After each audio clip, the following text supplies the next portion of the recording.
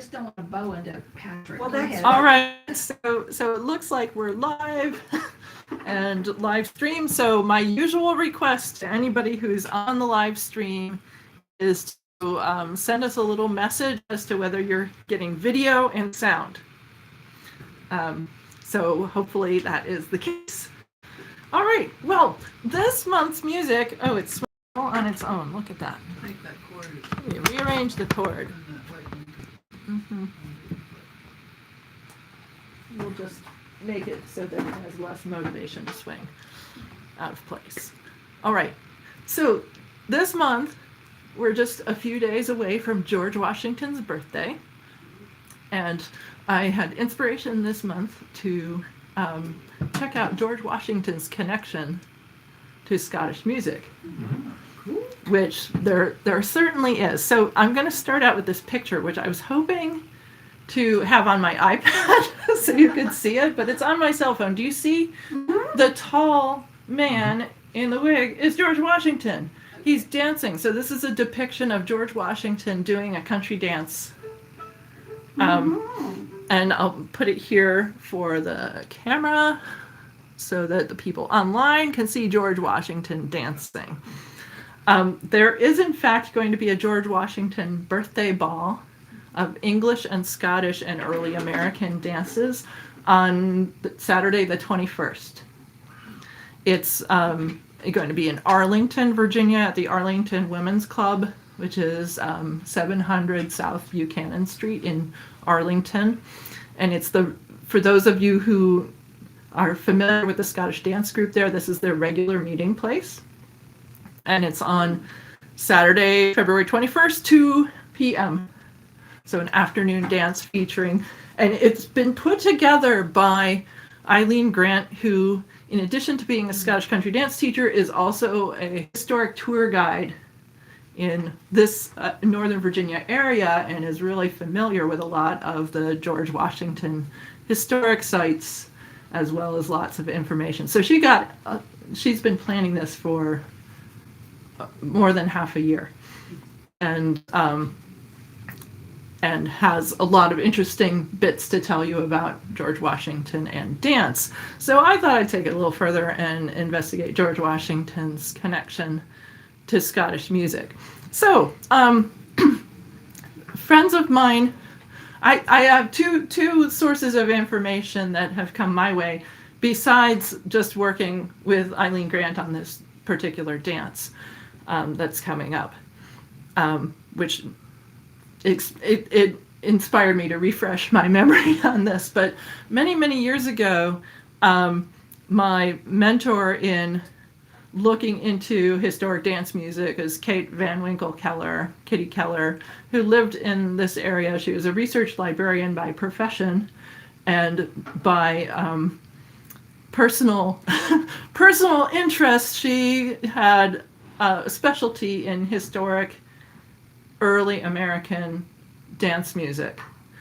And so it was through working with her and my interest in historic Scottish music that we found quite a bit of overlap. And one of the things she was able to tell me was, I knew a lot about the history of Scottish music collections, that were published in Scotland throughout the 1700s.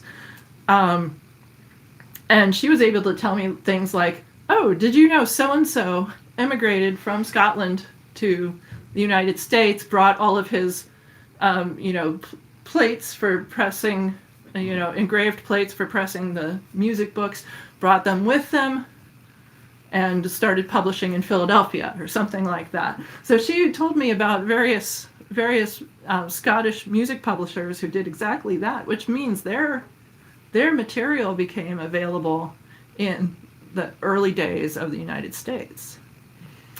Also, there was quite a connection going, particularly between Alexandria and Glasgow. There's a major trade route going on there because Alexandria was a trading hub for products that came off of Virginia farms that were wanted in Europe. And Glasgow was the major western port of Scotland. And so this connection between Alexandria and Scotland is well established. And so the idea that George Washington would have access to Scottish music books, Scottish dances, things like that is not actually strange at all. There is a lot of connection. He lived in exactly the right place in Northern Virginia to be connected in that way. And it's quite possible that some of the products of his farm at Mount Vernon were some of the things going through the port of Alexandria off to Glasgow, Scotland. I know that people who have done more serious research into George Washington have, looked at his records of things that he bought, things that he sold, and among the things that were at Mount Vernon were a number of music books. And some friends of mine, David and Ginger Hildebrand, did a lot of the music research at Mount Vernon. You can actually see, if you look up Mount Vernon online, they have and look up music at Mount Vernon, you can see David and Ginger performing, including a number of Scottish tunes. Because this is things that they found in George Washington's personal music collection. He was known to be an enthusiastic dancer. There are all these records of George Washington making a point of dancing with different people in order to be, neighborly, diplomatic, friendly, enhance, interpersonal connections of different kinds.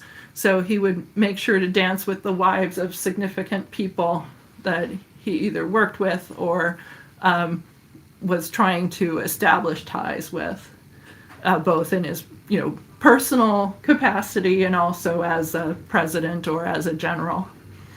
So lots and lots of information about George Washington and lots of material to choose from. And so I'm going to start out with a jig. This jig has another name in American early music, and I've forgotten what it is. I tried to find it, but since I know it from the Scottish side, I know the Scottish name, which is older, but it was renamed, and it was either named something like Mr. Madison's Jig or Mr. Washington's Jig or something like that, but I couldn't find it. So I've only named it the Scottish way, which is Haida Cooper. Cooper is in eastern Scotland. So let me play it for you. I should make sure I'm in tune.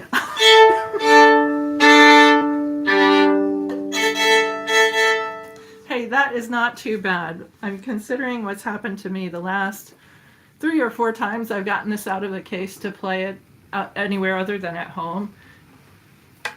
2, 3, even 4 pegs have gone sproing, and on Friday one of my strings even broke when that happened. So I'm just glad it's in tune and working in this weather. Let me play Haida Cooper.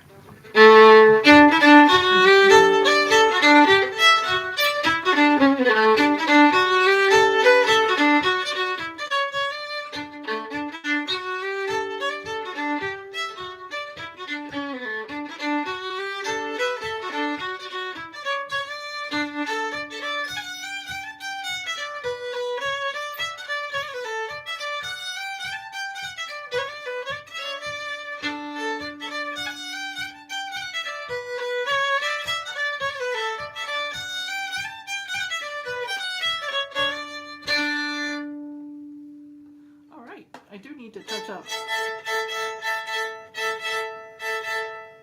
All right, it's in the key of D. Let's give it a try with learning by ear. Is that tune familiar to anybody? Yeah. Sounds familiar to, yeah, well, you play a lot of a lot of dance tunes. And it is a dance tune. Okay, it's in the key of D, but it starts with a low A note as the pickup note.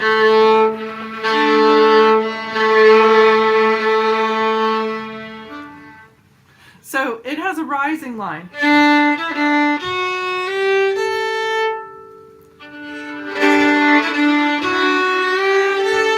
add the pickup note.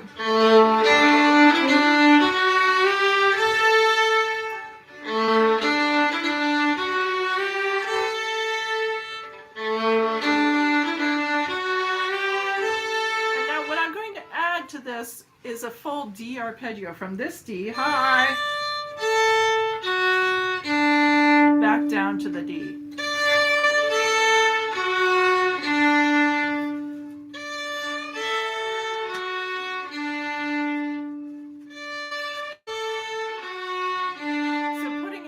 Context of the tune, it is added on like this.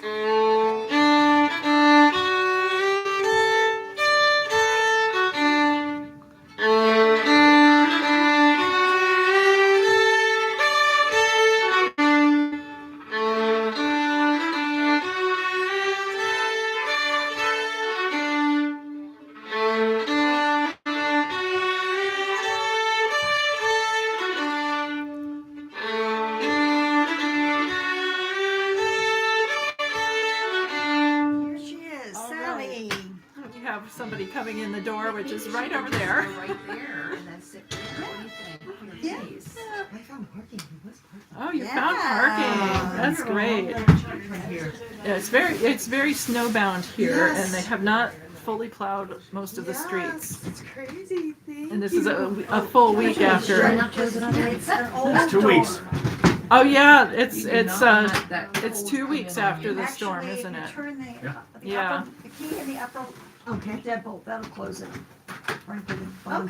All right, that'll keep anybody else from coming to this workshop. All right. Okay, well, I All don't have right. a stand. Should I just plop myself here? Yeah, we're doing by ear now anyway. So food. It has to go. Okay. Thank you so much. All right, and we're learning a tune called "Hey to Cooper," which is a jig in the key of D. And as soon as you're able to join us, please go ahead. All right, so the first phrase, returning to that first phrase, just to bring it back to mind, is low A as our pickup note, rising line, and arpeggio. Let's do that again.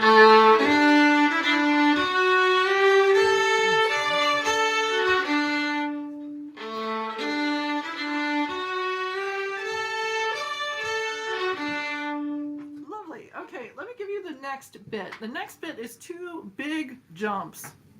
It's jumping from we get a G note, and then jump up to a high E. You could either do open string or 4th finger if you're playing fiddle.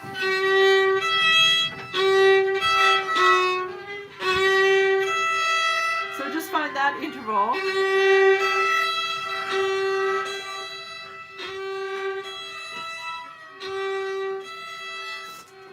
The next bit is 1 note lower on both ends of that.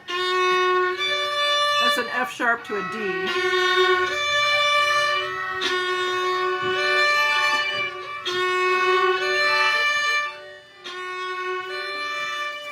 Okay, so far so good with those 2. Let's put the big jumps back to back.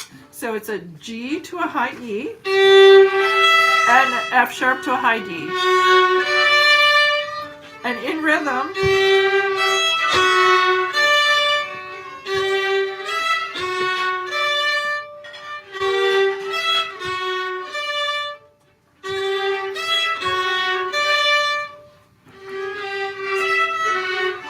that's sounding good. Okay, let's finish off the 4-bar phrase. We just had the 2 jumps. And we go right down to the next note on that E. And on down the scale.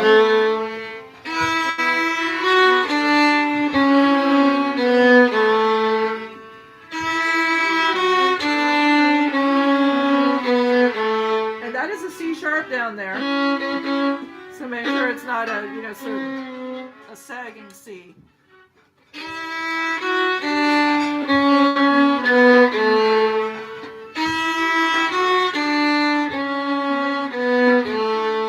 The 2 big jumps.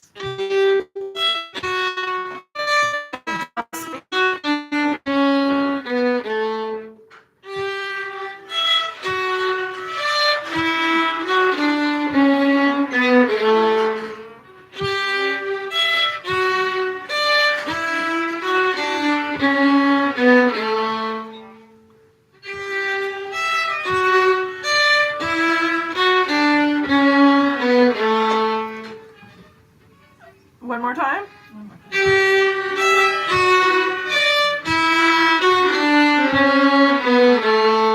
Let's get the 4 bars together from the beginning. How did it start? Yeah, low A pickup. Rising line. Arpeggio. Jumps. Down the scale. One more time on that.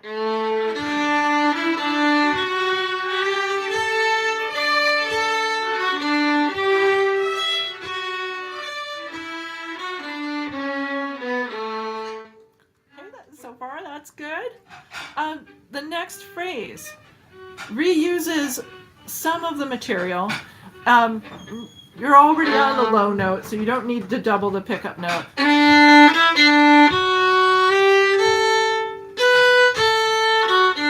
It's only one note different. Instead of going up to high D, it's only going up to the B. So.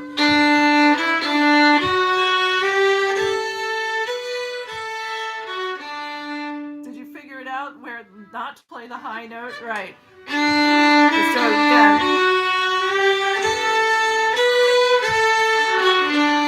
great.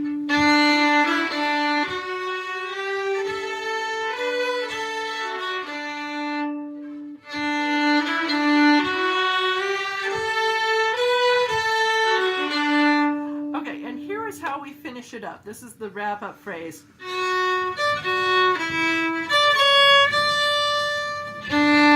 So it's just jumping from F sharp to D and back down.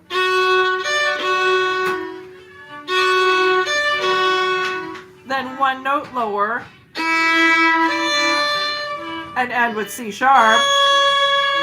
So it leads to a high D and a low D.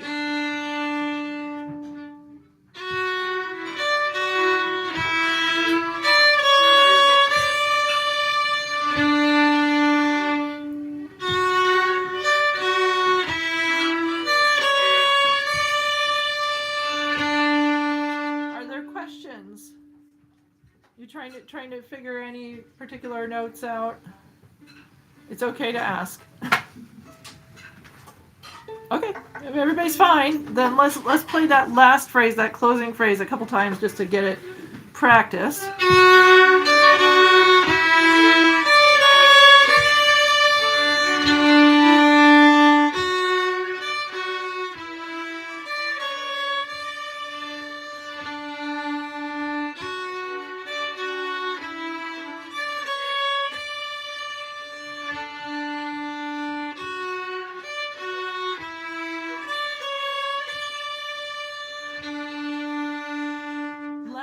Bars. So the last 4 bars are just to a B and the closing phrase.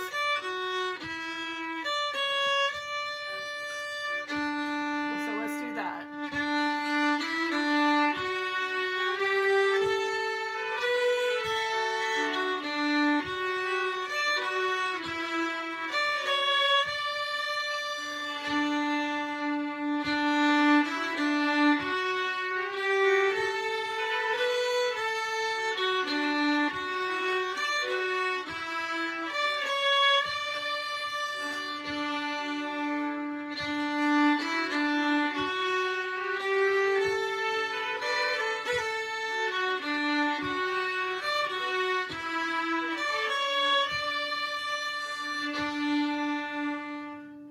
So far?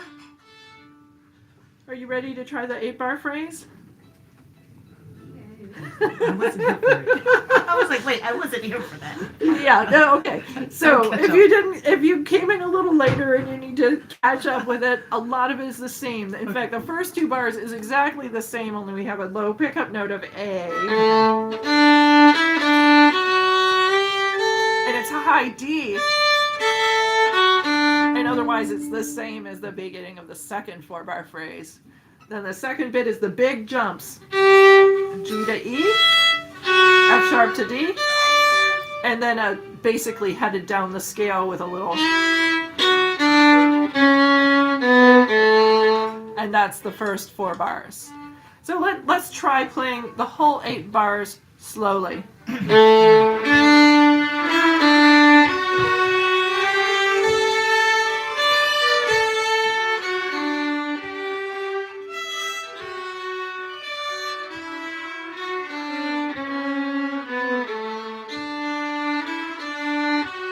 a B this time.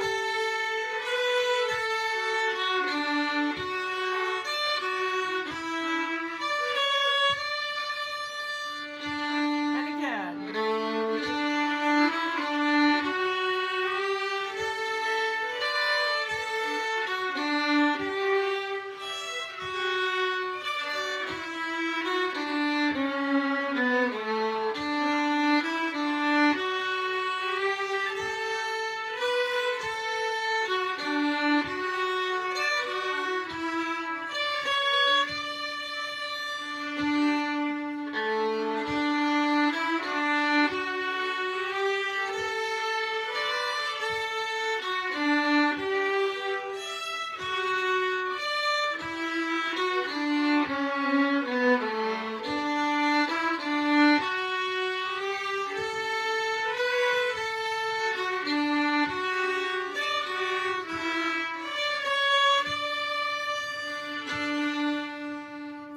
How's that? Yeah? All right. We could cycle it through and play it a little faster, or we can get the B part. What's your pick? B part? B part. All right. So the B part, A part spend most of its time in the lower range, right? The B part's going to spend more of its time in the upper range. So our pickup note is still A, but it's 1 octave higher. It's this A. And then it goes right to D.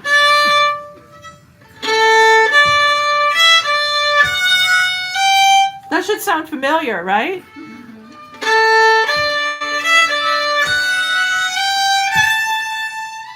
In fact, it's the same as the opening phrase, 1 octave higher than it was before. So let's just play that.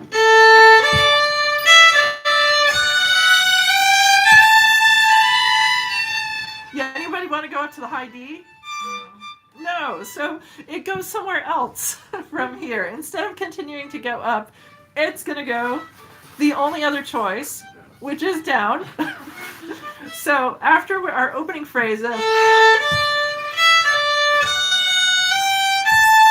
down the scale.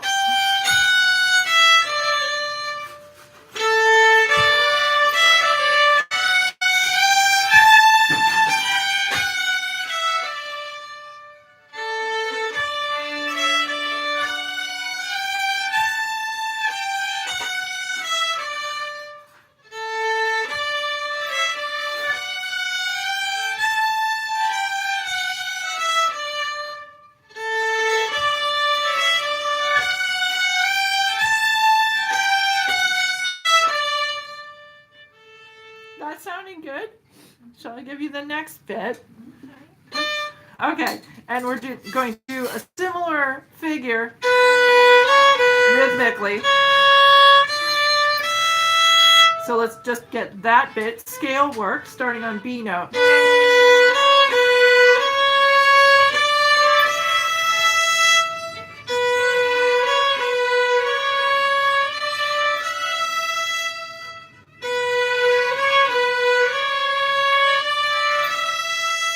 Let me continue from here.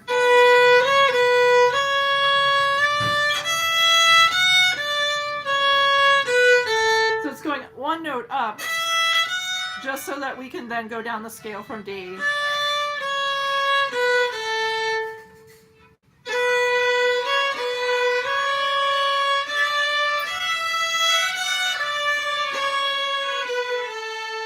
few more times on that.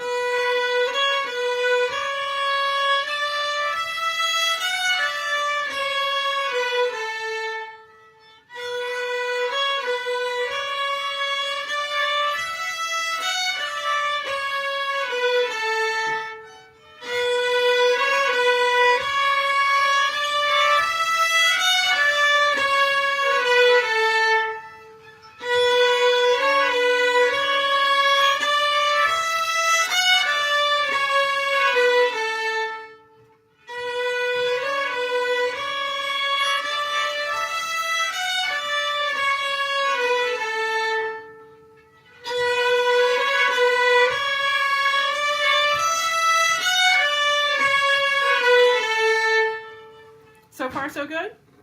How did the first phrase of the B part go? Like the first phrase of the A. Like the first phrase of the A, but higher, and then when you can't go up, you go down.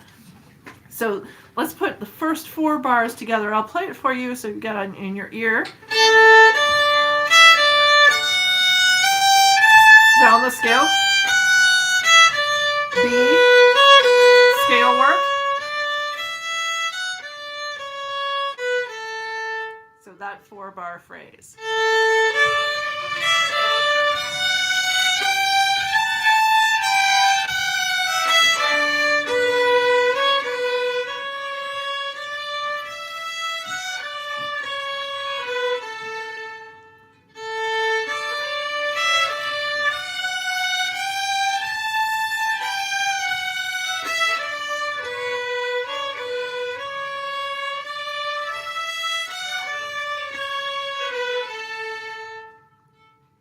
All good? All right.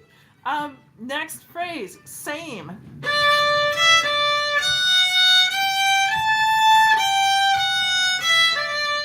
Sounds good. It sounds just the same, right?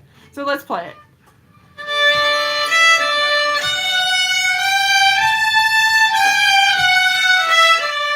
So that we're 6 bars into the B part. We need 2 bars to wrap up the 8-bar phrase, and it uses this figure.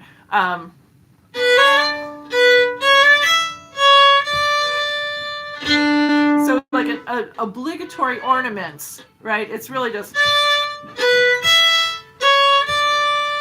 that's its essence. But written into the music is play the notes leading up to that. So and then built-in ornamentation.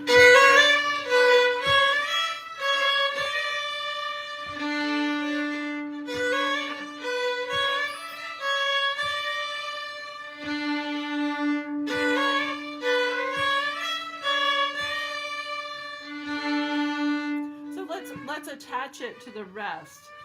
So I want to get the full 8-bar phrase. So we have our signature phrase of the tune.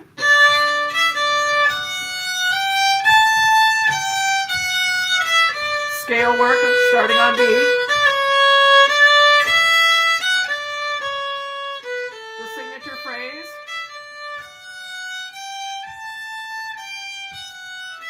Built-in ornament.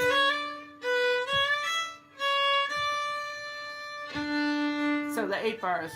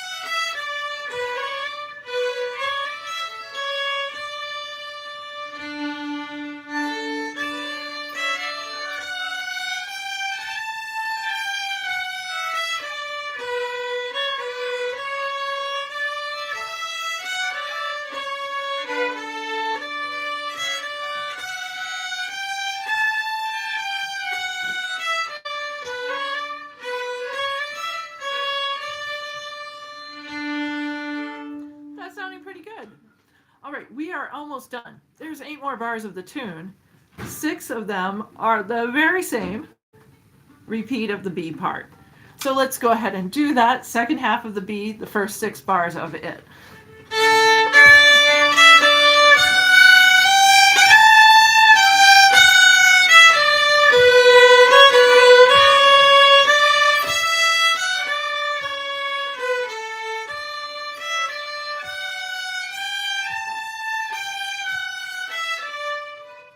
And now we need a new ending, something that's even showier than that built-in ornament thing we did before. Well, here's what they thought of as being showier.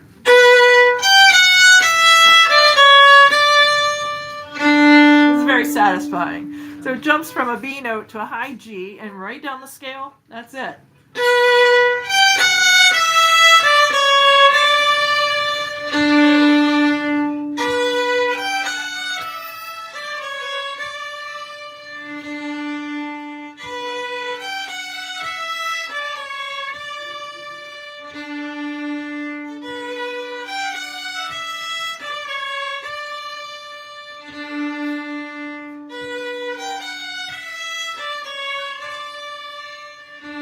So let's put that at the end of an 8-bar phrase.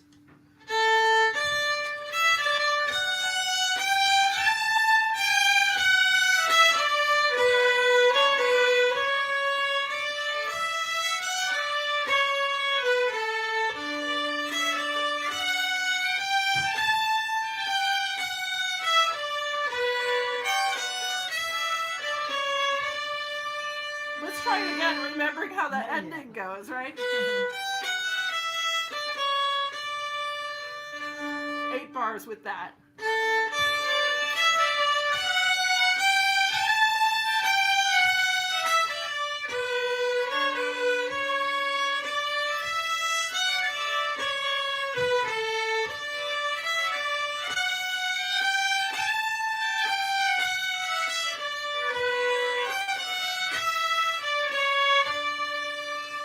And again, the same phrase.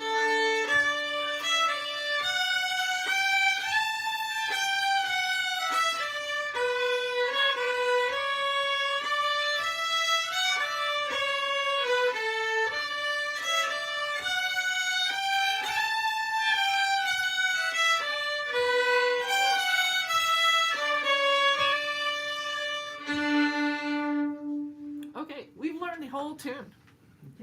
Yeah, yeah. So let's see if we can put it all. How did it? What did we do? It's the same phrase with the A pickup note, only it's down low. Arpeggio. Big jumps. Scale going big. Signature phrase. Only a B note. Big jumps. And then we repeat that.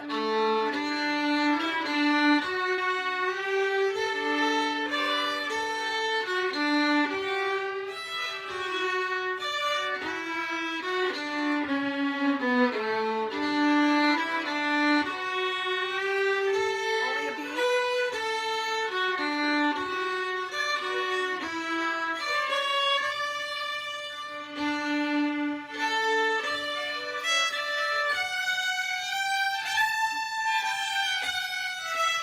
Scale.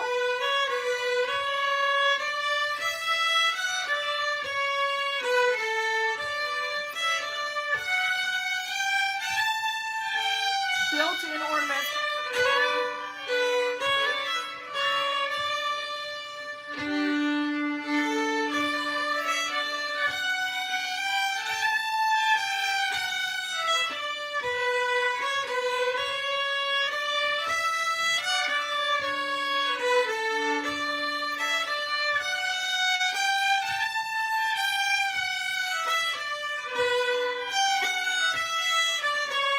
And that's the whole thing from the beginning.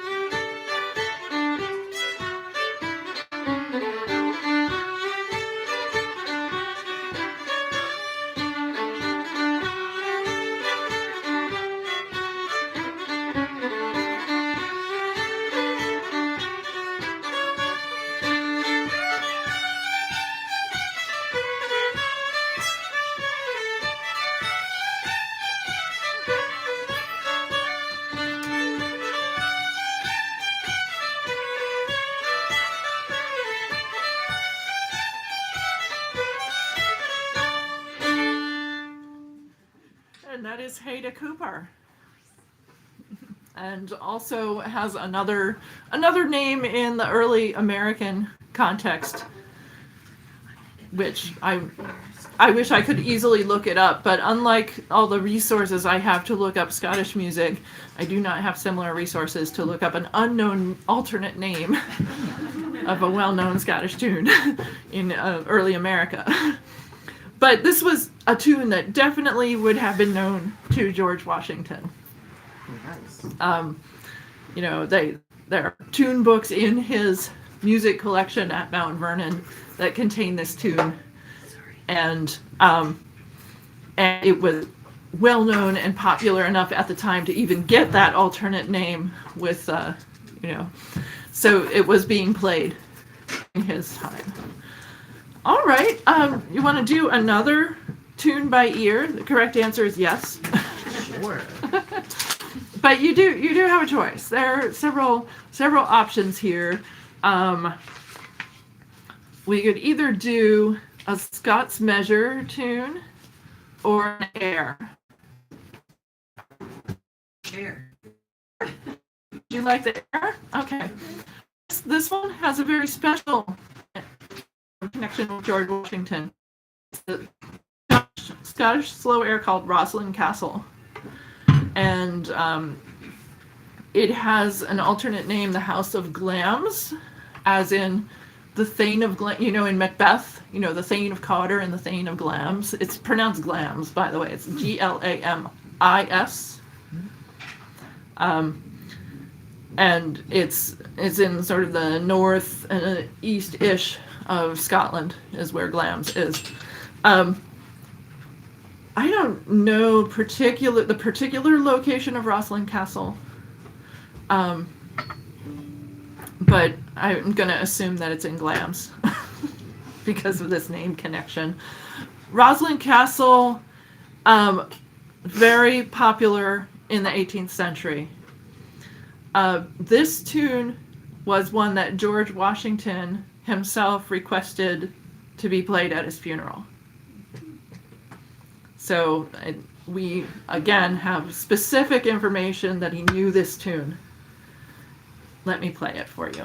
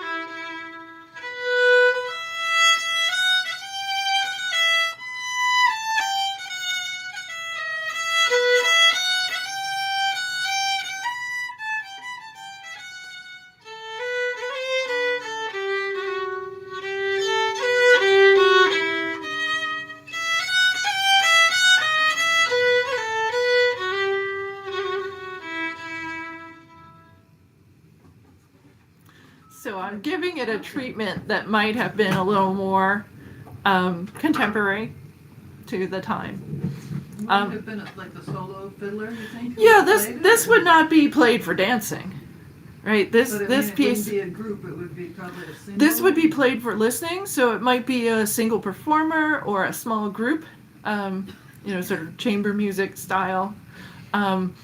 This is one thing that we should all keep in mind is that in this era, both back in Scotland and in colonial and early federal America, if you wanted to hear music, you made it yourself.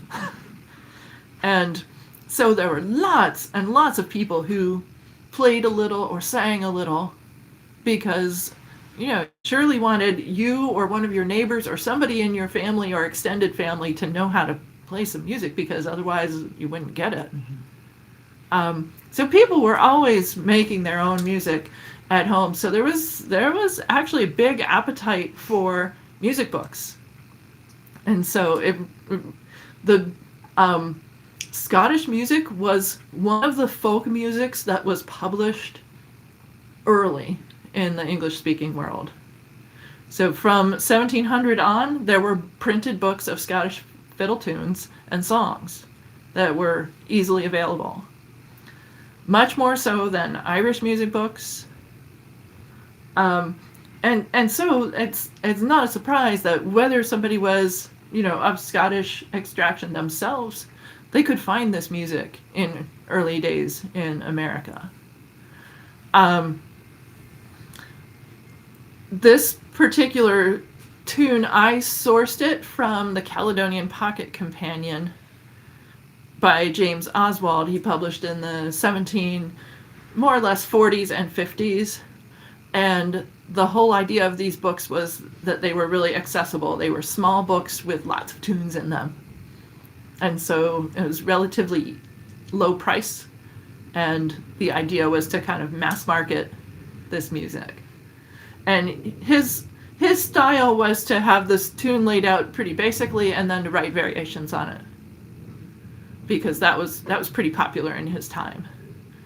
And so people could make as much of it as they wanted to. If they wanted to turn it into a whole extended suite, that there were ways to do that with James Oswald's printed music. All right, let's learn the tune. It's in E minor. And it starts by starting on G, which is the relative major note for the E minor scale. It's basically in the key of G. And we go right on down. And that's the beginning with the picadillos.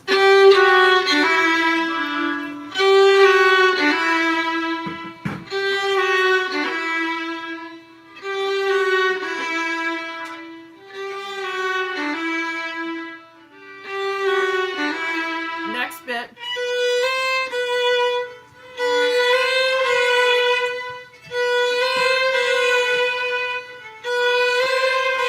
So putting it together.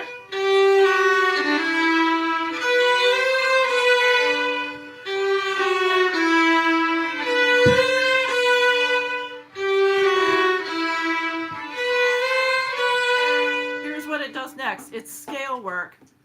We're on the B note, we go to the A. So we go up and then down.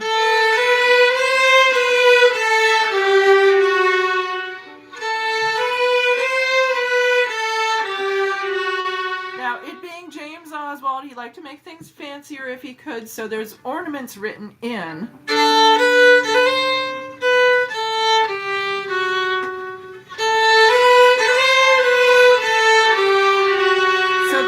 Optional, your choice to put them in as you wish.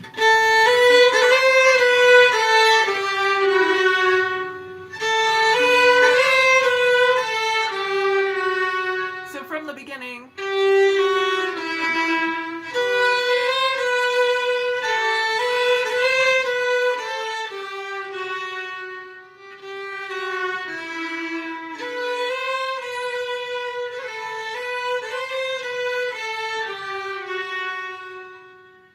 Next bit starts the same,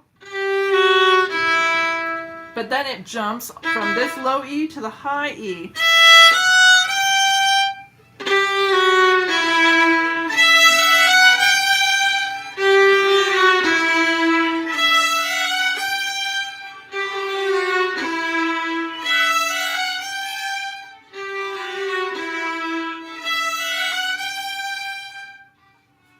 Okay.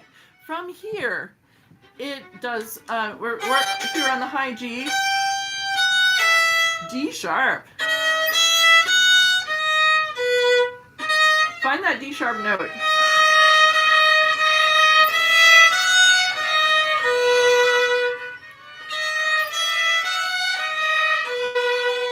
So that D sharp is significant because it's the kind of thing a composer like James Oswald, who put this collection together, would use, because it's very European art music type of thing to do.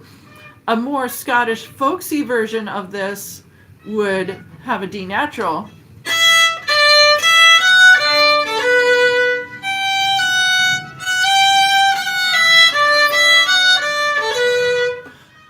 And there's a piping version of Rosslyn Castle that's actually a big favorite of mine that does not use any D sharps. It's all D naturals. But James Oswald's version, and probably the version that Washington would have been familiar with, would have a D sharp in it.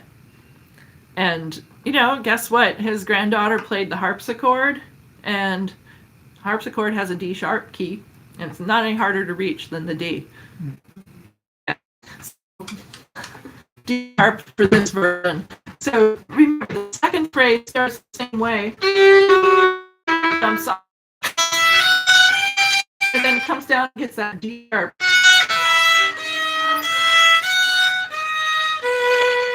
So let's try putting that little bit together.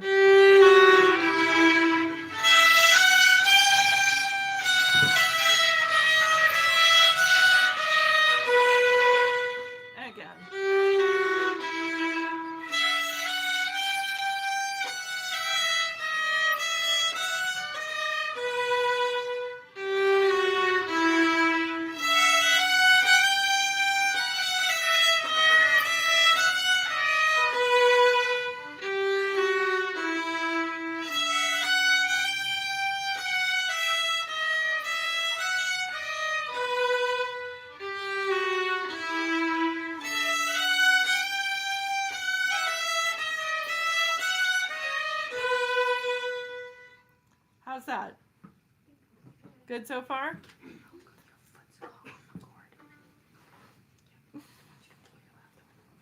All right. And so the next bit, we have to get through the whole phrase, because in this case, this tune doesn't give us the same repetition every 4 bars that our previous ear tune did.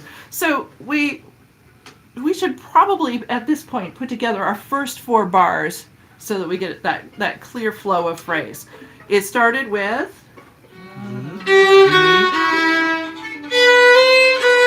scale work. Then the same start. Jump to high E. Hit the D sharp. Great, let's do that again.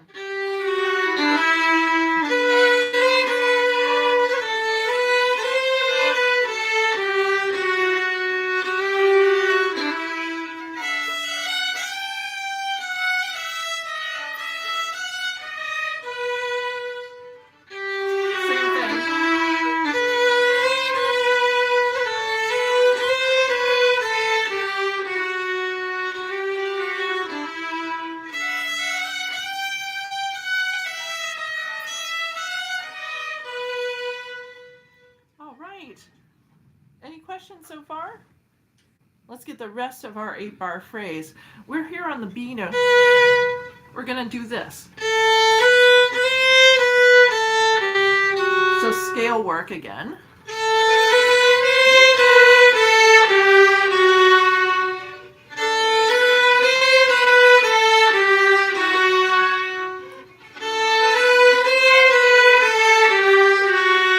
Here's what's next.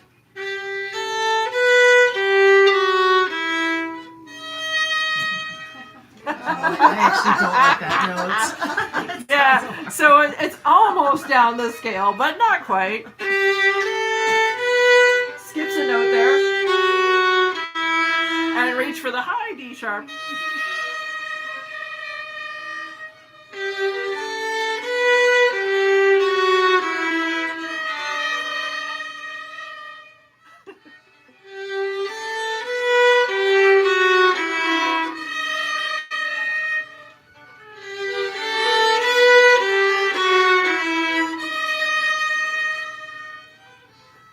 Okay, so when I first learned this tune, I learned it as a pastoral pipe tune. Pastoral pipes are one of the bellows blown pipes that were played in Scotland. They have a wider range than some of the other pipes that are played, which is why you can play a tune with this kind of range on a set of pipes. However, even they have their limits, and so I guess they could not go to that low D sharp. Hence the octave jump there. But it also works melodically. So that are so far our last 4-bar phrase of the A part.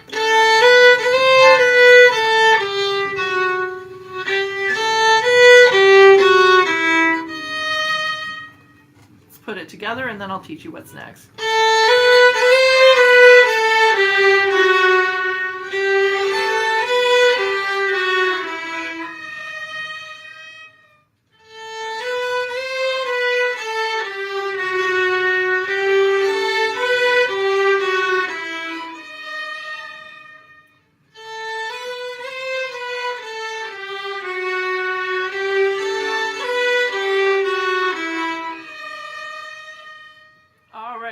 What's next? You're here on D sharp. Where do you think it goes next? E. E. Yes. E. Yes.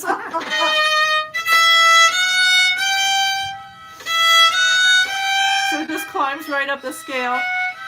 And then we're going to come down the scale via stair steps, where we skip a step in between.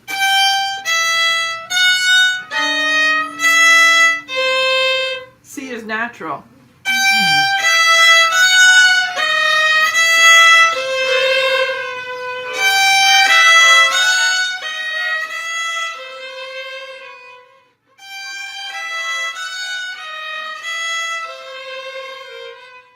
And everybody wants it to go to B. So it is true. All it does from here is go down the scale.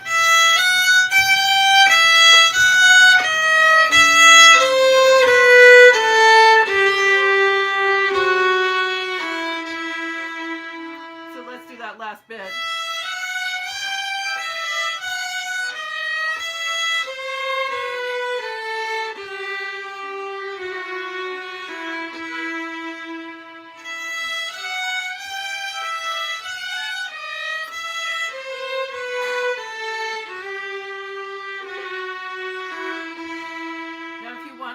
James Oswald touch.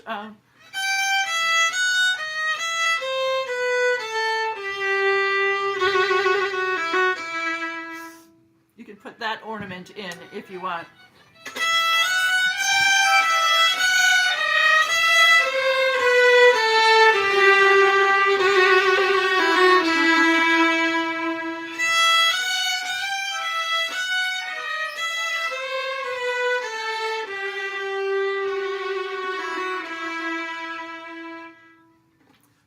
All right.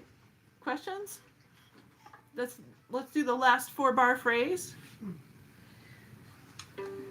How did that last 4-bar phrase go? I don't know. I don't know. I don't. No idea. Okay. Sure. Yeah. Scale work. More scale with a jump. D sharp. Stair steps.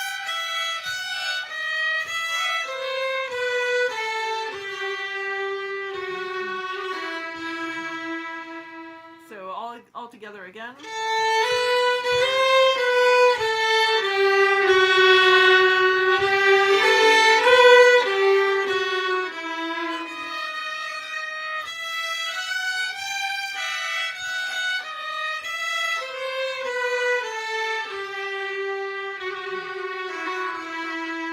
And again.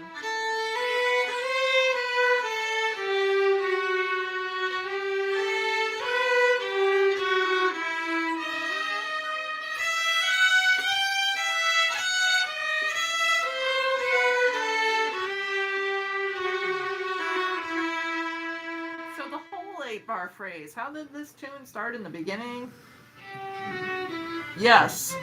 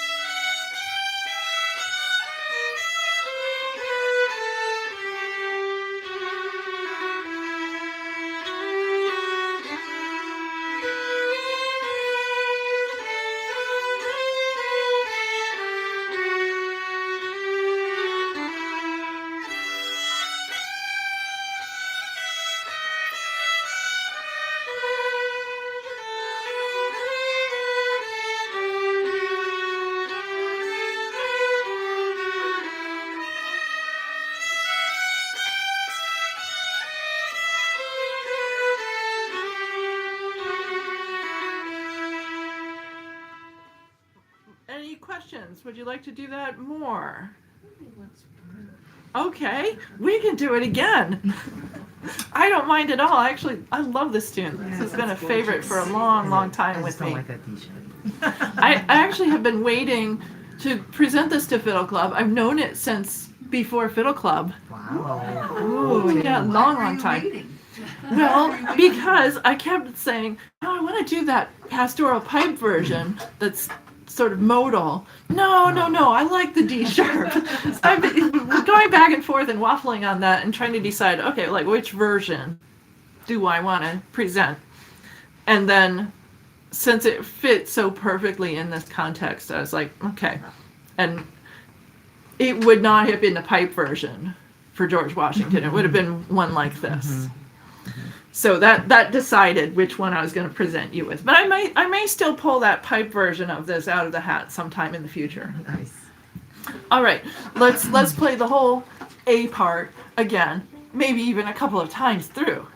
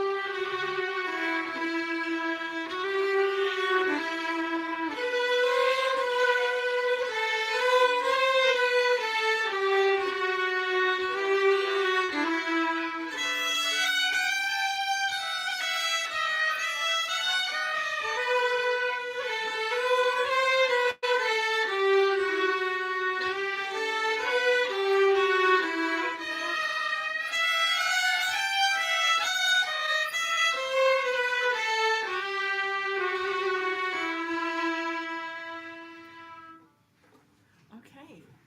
So is that about the tempo? Yeah, it could be a little faster. It could be played slower than that. It's pretty flexible in that regard, but one thing that we don't need to do is repeat it a bunch of times through to get it up to speed, because this is already a suitable speed. Oh, okay. Yeah. So there's no reason that you must play it faster. However, if your taste is that it should be a little faster, well, go ahead. It's not a problem. If your taste is it should be a little slower, fine. Also, so there's no specific set advised tempo for slow airs. Certain slow airs should be played slower. Others can be played faster. But that is faster, right? There's no such thing as a fast air. Yeah. It's a different genre altogether. We don't really call it an air at that point. And would you say when they're played on the more slower side that one puts more ornaments into them? Yes. So the slower you go, the more room there is for ornamentation. There's also more room to make it breathe. The general rule for Scottish slow airs is that you don't expand and contract so that you can't tell what meter it's in. Certain other traditions of slow air playing in the Celtic world, for example, Irish slow airs often elaborate on a phrase enough that the meter is a little bit stretched and you can't necessarily just by listening say, wait a minute, wait, I thought this was in 3, now it's in 4, oh, now it's in 5. There's that many extra beats. The ornamentation can guide some expansiveness. In Scottish context for slow airs, you can let it breathe, but you still should be able to tell this is in 4/4. Hope no one's allergic. Wolfie is a very friendly cat. He's up here sniffing your. Yes, okay, as he's long as I don't checking touch me my out, eyes. checking me Okay, out, I as long get as he the doesn't hair in my unplug eyes, it's too anything. small. No, it's never. Right. All right. So let's go ahead and continue with the B part. All right. So everybody on here in the in-person workshop is being distracted by a very charming cat. Hello, ladies. He really does like the ladies. All right, but it's time to play the B part. Let's learn the B part. So we just spent despite the entire range of this, that was actually the low part of the tune. So we're now going to play a higher B pickup note so that we can go right to the high E.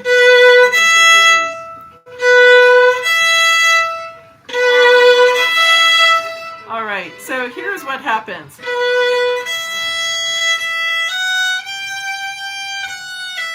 More scale work. This tune moves by scale more often than not.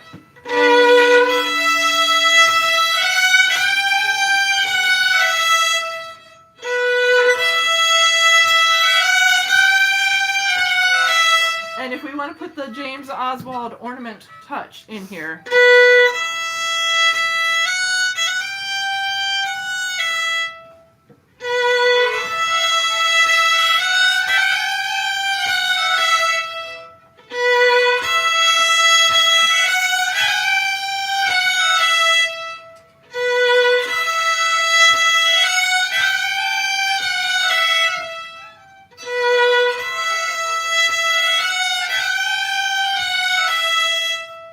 Okay, that's sounding good, so we better add some more. Next bar, we jump up to a high B. So find your B note. Right from here, we go right down the scale.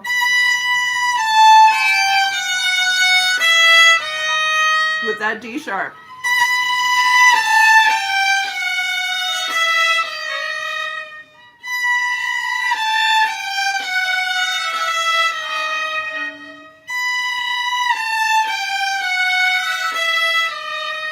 Very good. So 2 bars together.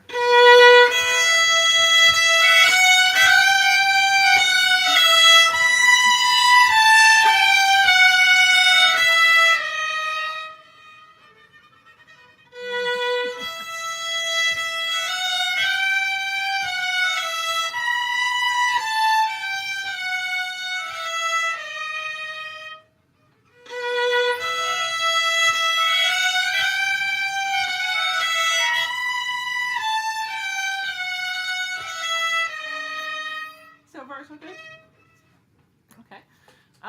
Next bit. It's almost the same, except it has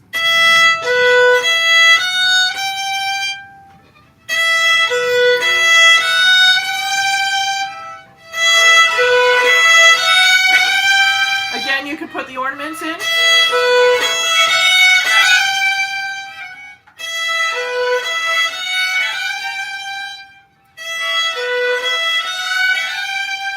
And in this case, instead of going down, you're here.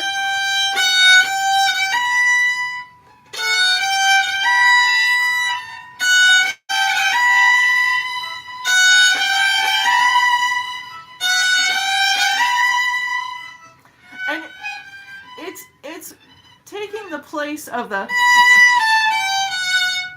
only it's decorated, right? So let me give you a close-up on the decoration. Again, it's scale work.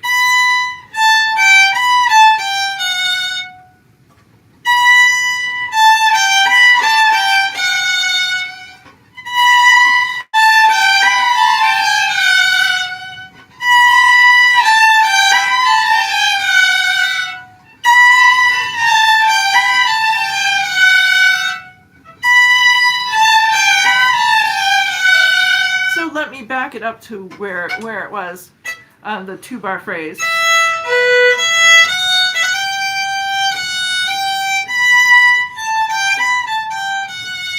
That's how it fits.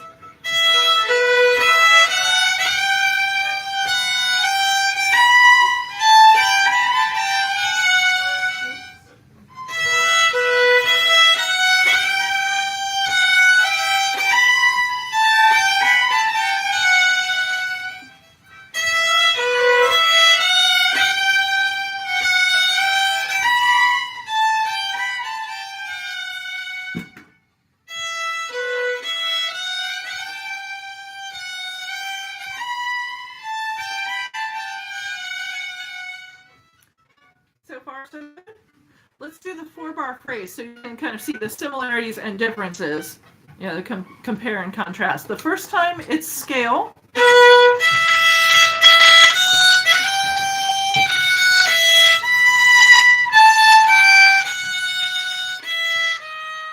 Now it dips down, climbs up, and is decorated.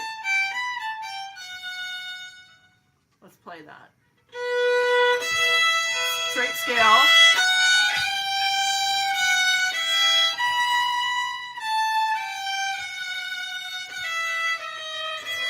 Dips down. Decorations. Again on that phrase.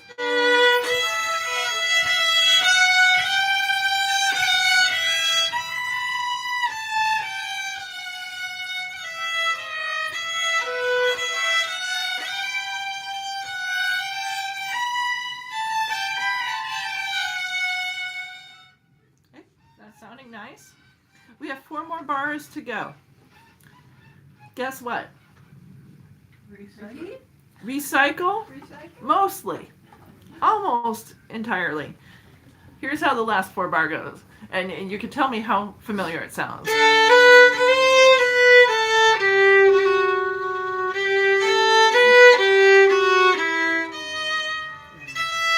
So far the same. Different there. So there's really just in the 3rd bar, the last half of that bar, instead of stair steps and scale down, it does something different. Stair steps.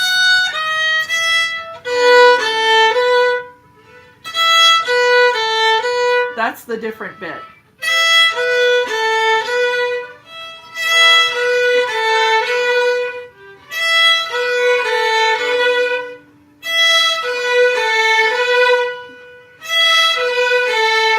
So with the stair steps,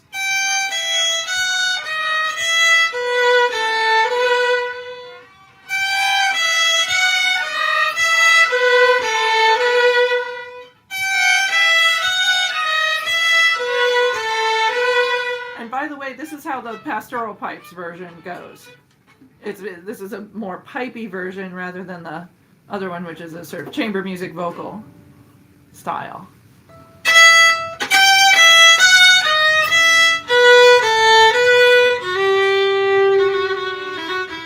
Let's go ahead and continue that last 2 bars.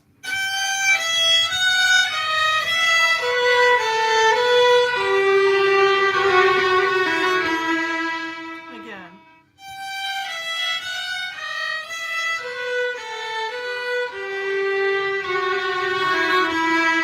Last 4 bars.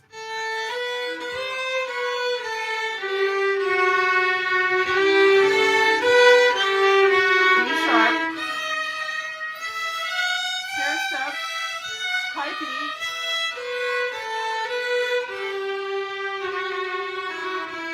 Same thing.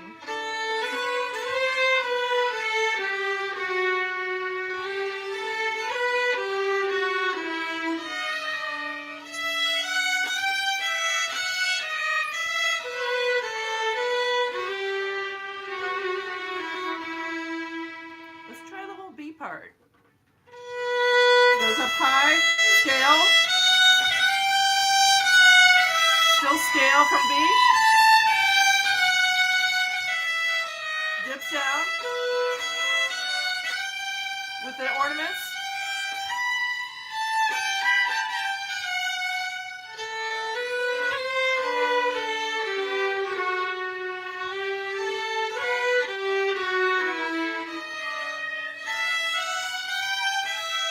Pipey ending.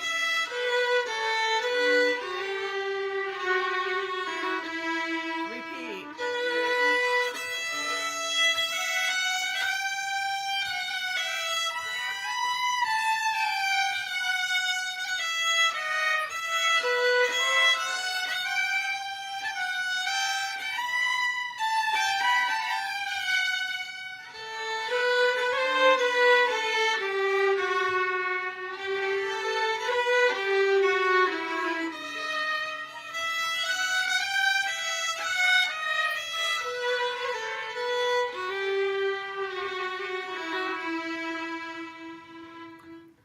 Let's try the whole tune. Do you remember how it started now? Yeah.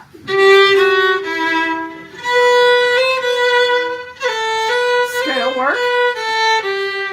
Same start. Jumps up high. The D sharp. And then the ending. Just like the ending of the B part.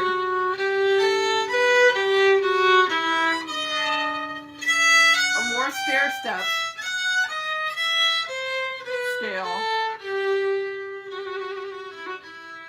So it should sound very familiar. Just a couple subtle differences to keep in mind at the end of phrase. All right, twice through each part.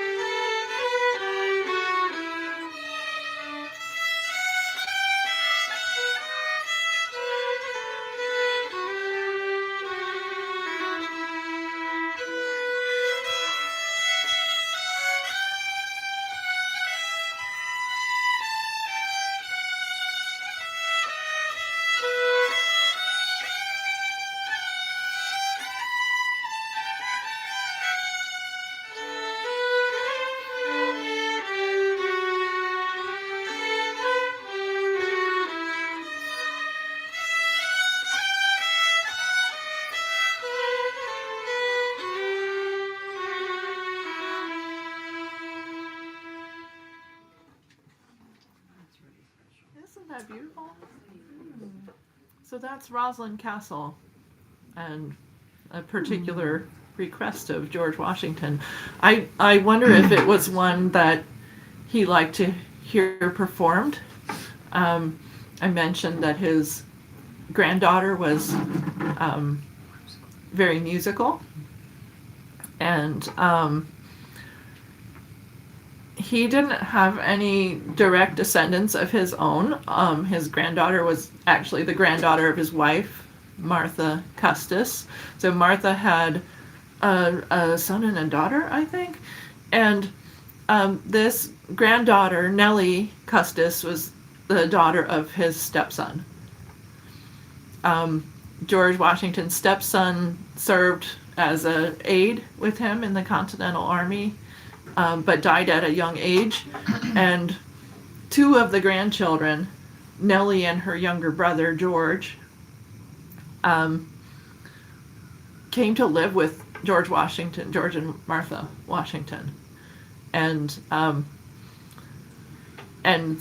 so these two grandchildren in particular had a very close relationship.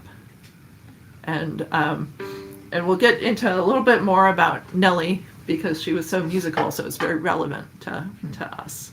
But are you ready for more? More by ear, anybody? By the way, the street that's been cut off because Arlington has done the street has to drive. It's a diagonal, and then it was the original road through Arlington. Mm-hmm. Yeah. Well, this area is, this is other people, try to claim, oh, George Washington slept here. Well, George Washington was here all the time, frequently. This is his territory.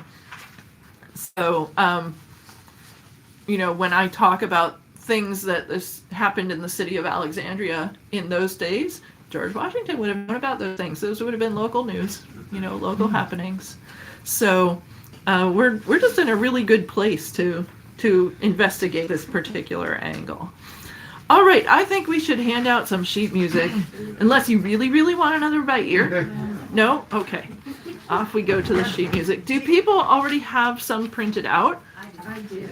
If you don't have it printed out, I have copies here that you can take. So it's a little stack of 4 sheets. Did you ever give us the, sorry for not remembering, do you have a stand that you? So the email Well, with, we can. there's an email with the link for this sheet music to be downloaded. It came today, this morning. Lower than that. So if you check your email for a message that came from Fiddle Club today, it should have a link for the sheet music. That same link should also take you to earlier sheet music. But if you have trouble downloading it or you can't find the appropriate link for previous months, I have some copies here. And when we take a break, you can pick up, last month or the month before or any of them. That's probably me. Yeah. Because I know that sometimes if you miss the email that has the link, then it's a lot harder to get. Okay, are those coming back? Extras? Extras? Thank you. All right. More reenactments. Did everybody get one who needs one? Okay. So we actually learned by ear the tunes on the first page, page 17. So let's go ahead and go to the page 18, where we have another tune that was really, really popular in Washington's time. Is called "O'er the Hills and Far Away." And despite all the jokes that are made of, like, do you know "O'er the Hills," or can you play "O'er the Hills and Far Away"? And they mean like, get out of here. Right. There really is a tune, "O'er the Hills and Far Away." Like many tunes popular in those days, there were various sets of lyrics to this. It was popular for a very long time.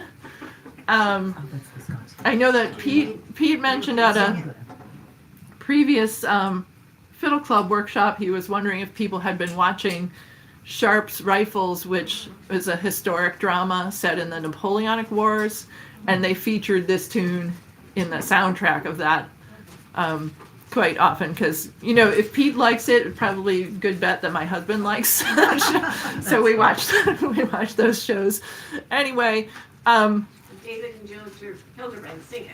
right, David and Ginger Hildebrand sing a version of this. There are many sets of lyrics in the Sharp's Rifles show. Actually, one of the actors, who is also a folk singer, wrote modern lyrics in a style appropriate for the era that the show was set in, Napoleonic Wars.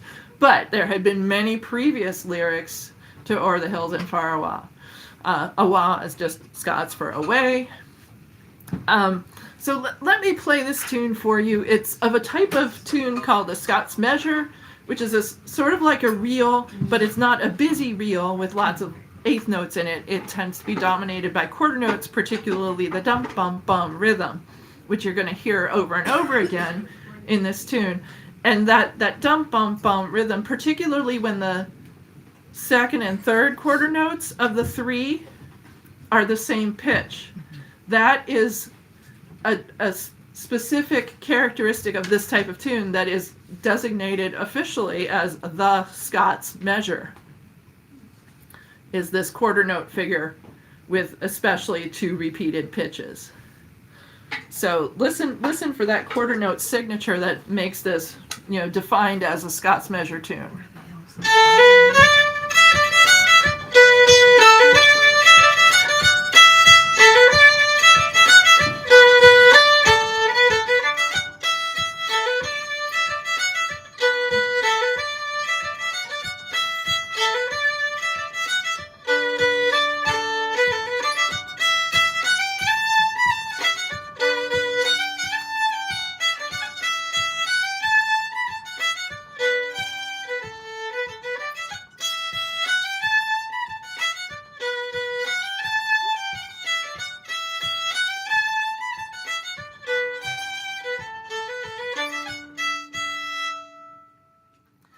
right at the beginning, you can see that it's written with dots. And so, but it's not continued. So it's actually just a little hint that hey, you should probably play this with a little bit of a swinging character to it. That's it.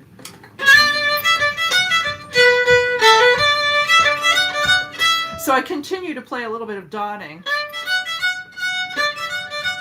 instead of playing straight. So let's go ahead and read through this at a very moderate pace.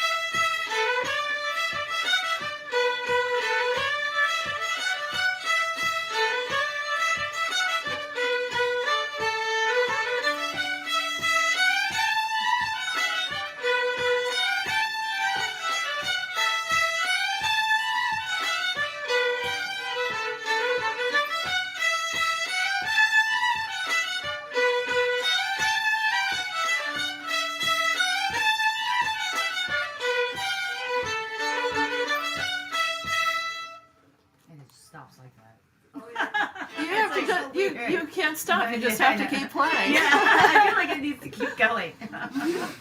Well, that's why it was a That's why good it's vehicle connected, for songs, right? Because you can have verse after verse after verse, make up as many as you want.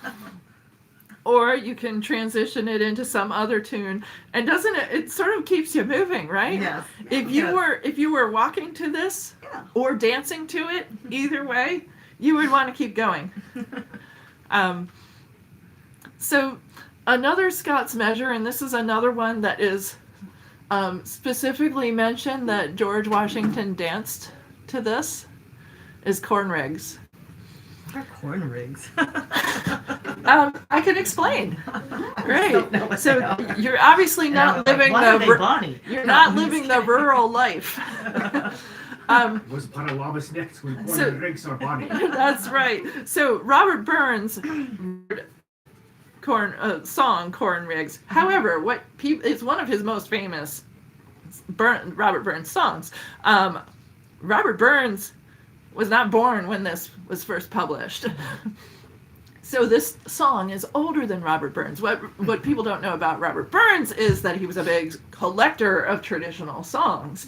And what he did was find old people who knew songs, listen to them, write down everything that they remembered about it. And then when they said things like, oh, I know there were 3 more verses, but I can't remember. They were something like blah, blah, blah. And then he'd take that and say, okay, reconstruct and compose his own verses that would fill in. So if they only remembered the chorus, and then they'd give him a hint like, oh, it was about this, Bonnie Lass. He's like, okay, I can work with that chorus and the Bonnie Lass. I got it. And he'd write his own verses. So, corn rigs are Bonnie. It means that the ridges plowed in a field of corn, which wouldn't be what we call corn. It would be like barley corn. You've heard of, right? So it's grain. Yeah, but wheat or something. Right. It could be wheat. Could be rye. Could be oats. Yeah. Right. It's not, typically in Europe, it would not have been corn. Corn was and still is a much more American thing. Here in America, they could have had corn, definitely. So George Washington could have been thinking of corn like we think of corn when he knew this. But so the rigs are the ridges.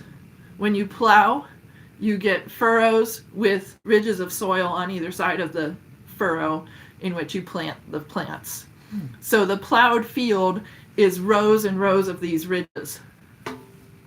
So it's describing a plowed field of grain,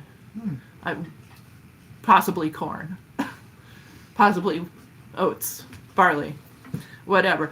But the gist of the song is that this is a great place to meet your sweetheart. Interesting. Yeah.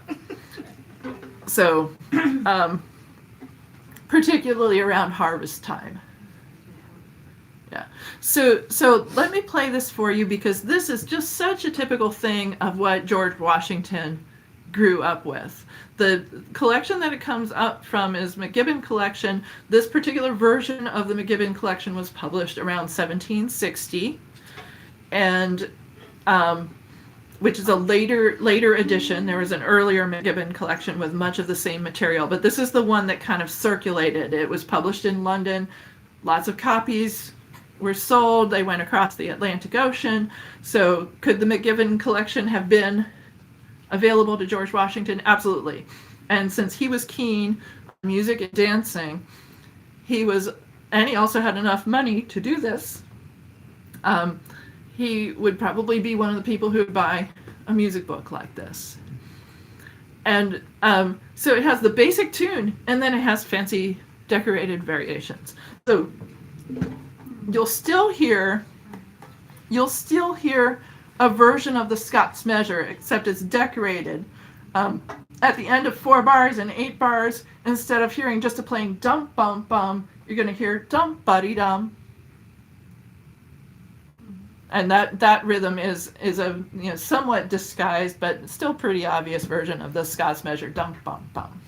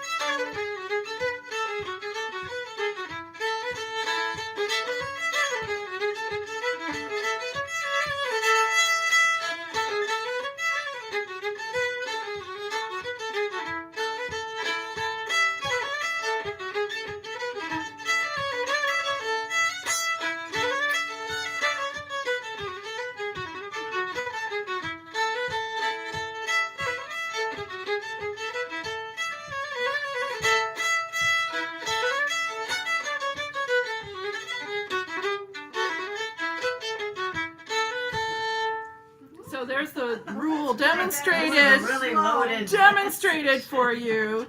Watch out for those McGibbon variations, and you should judge your starting speed by how fast you can play the fancy stuff later, which I forgot to take into account.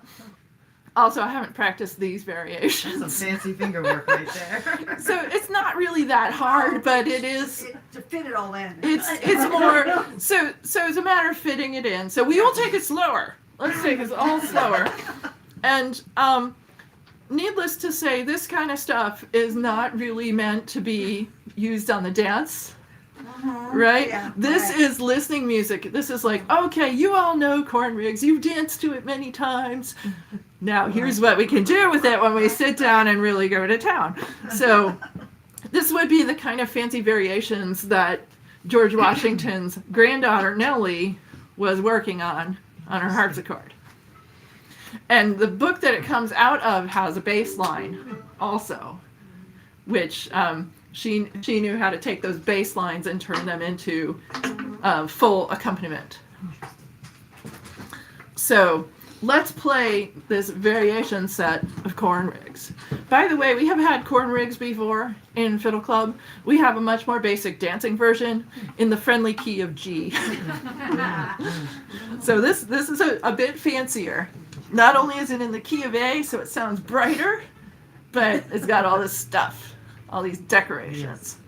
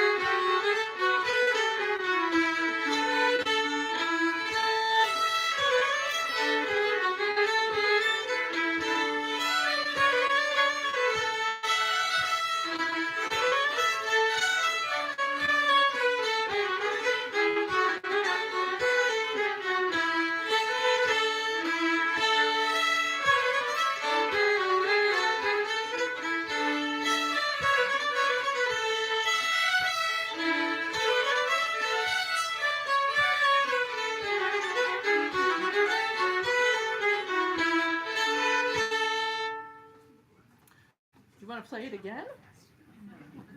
Faster? Let's see if I brought this with me. I don't. Yeah. I didn't bring this book with me. But McGibbon has some suggestions for bowings, where to put slurs. So it wouldn't just be. For example, 2 slurred and 2 separated. That there's some figures like that. I don't recall exactly what bowings were suggested in these variations. I'd have to look at the original source, but some creative slurring is allowed. And I'll just show you. I have one of Oswald's books here. The collection of Scots tunes with variations.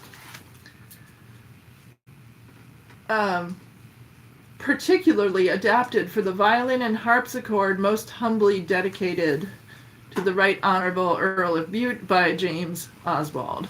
So this is one of Oswald's collections, and I'll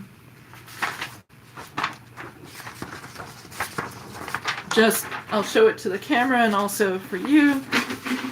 This one tune with a whole bunch of variations. Mm-hmm. And then a bunch of bass line as well with it's got figured bass. So if you look carefully at it, there are things like a bass note with a 6 above it or a 4, and that tells you what position in the chord it is. And it lets you know what kind of chords you can elaborate with, because you can play this bass line exactly as written, or you can make it fuller by adding to it if you know how to interpret it. Also, one of Oswald's favorite things to do is what happens in this particular tune, another Scottish tune. It's in slow 4/4, bunch of variations in slow 4/4, and then a jig variation, just because he could. So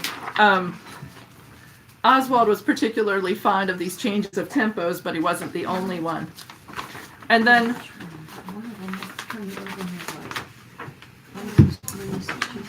I learned something recently, which is that One of them.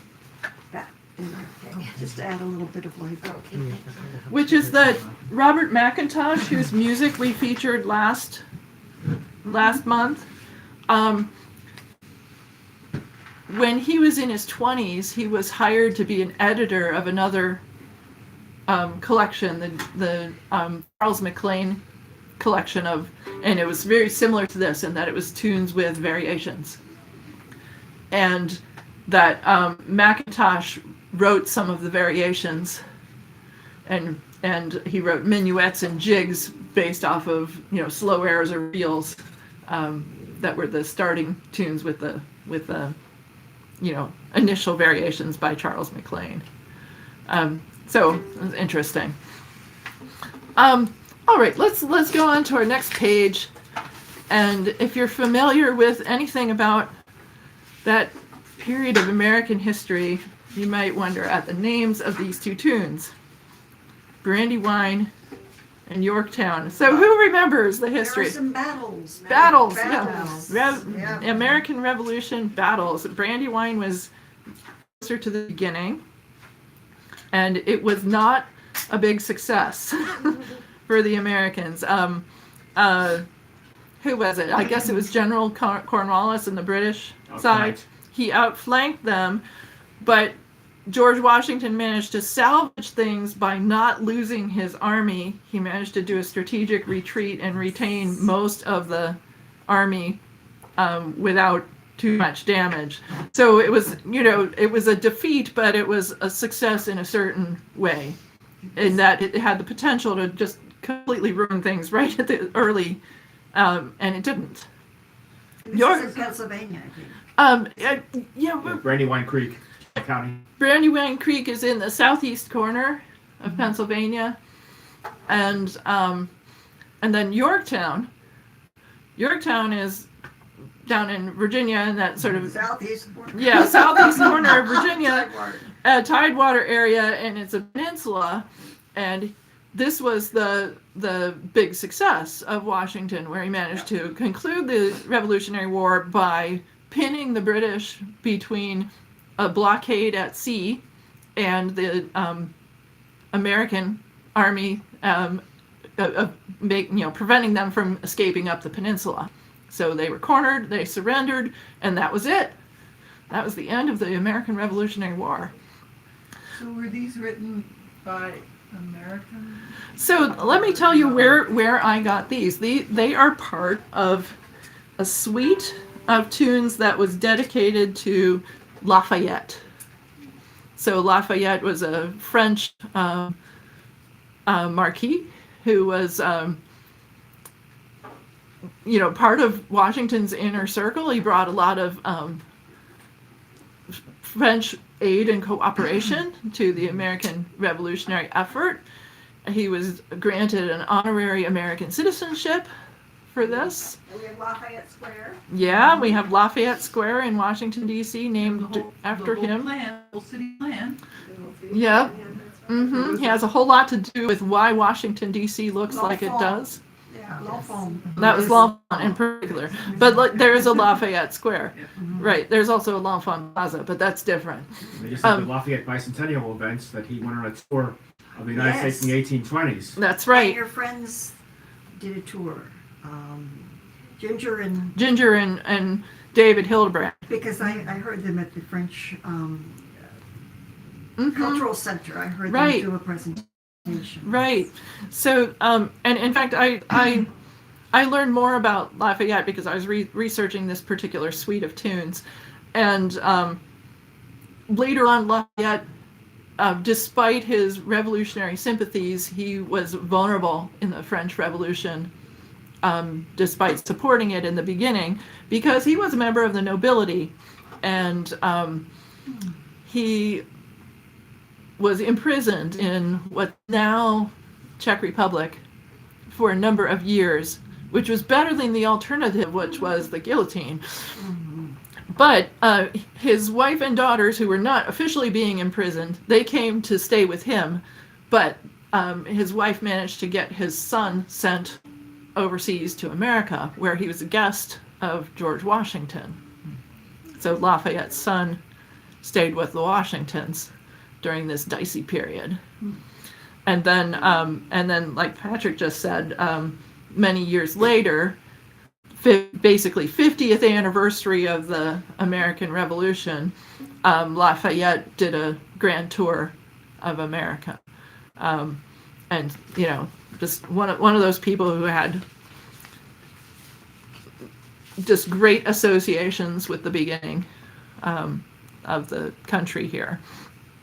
So Brandywine and Yorktown are from like I said, a suite of cotillion dances dedicated particularly to Lafayette, but commemorating things that he and Washington did together. And I have, I shall find it here. In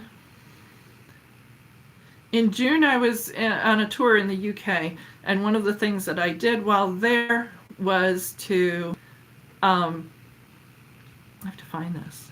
Where did I find? I always have trouble finding my own posts.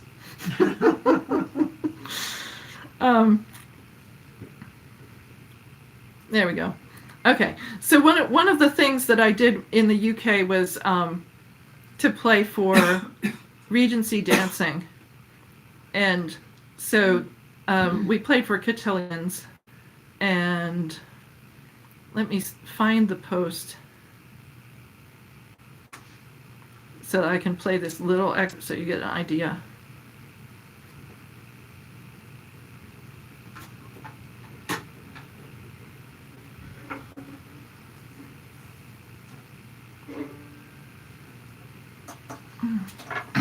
Okay, why can't I find my posts? Are you talking Instagram? Okay. Yeah. I'm not trying to create a new post. I'm just trying to find my old stuff. Oh, there it is. You have to go to. I found it. I'm really lame at this. I'm sorry. Okay. Okay, here we go. I'll turn the... And we're going to reverse it. Sides go forwards, head splits. That's it. And I'll show it to the camera as well. So it's people doing a cotillion. If anybody's watching Bridgerton, it's not period. So I'm showing it to the camera here now so people can see what kind of dancing with this music we're about to play. It's square dances with particular footwork. Anyway, that was enough of that. Bye. Anyway, so these two pieces were among the ones I played for the workshop at that event. So they're labeled real, but they're not. They're like their own category. And just in case you think, oh well, why is she pulling out these weird tunes that aren't Scottish? There are tunes like this all over the place in our Scottish collections. I mostly don't present them in Fiddle Club because they're a little bit of a niche thing. As in, it's a historic dance form. And you might remember a number of years ago, I focused in on Victorian Scotland, Victorian dance tunes, and like these little cute polka things, and a number of other pieces that were not easily categorized as our usual jigs, reels, strathspeys, marches, because there's for specialized types of dance that are historic and no longer done. So the cotillion is of that type. So let me play Brandywine for you.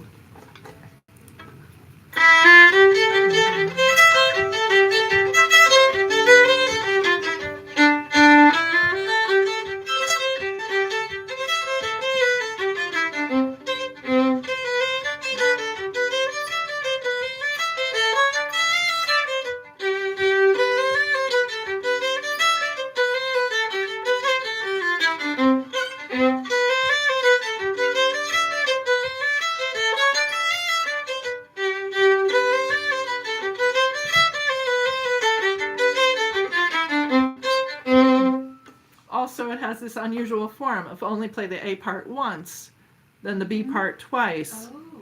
It's because it goes with the form of the dance, and I can actually... It almost sounds like a hornpipe. Yeah, it does sound a little hornpipey, and so to be played for the actual dance, they would play an extra part at the beginning, during which people stand around, listen, say, "Oh, this is that cotillion," and then bow to each other. And then it is played A B B, A B B, and then at the end another final 8 bars in which you do an elaborate honor your partner. And then you would stay in the square formation to do the next piece, which would be Yorktown, because this cotillion is designed to have 4 figures that go through the history. So Brandywine has to come before Yorktown, of course. So let's play Brandywine.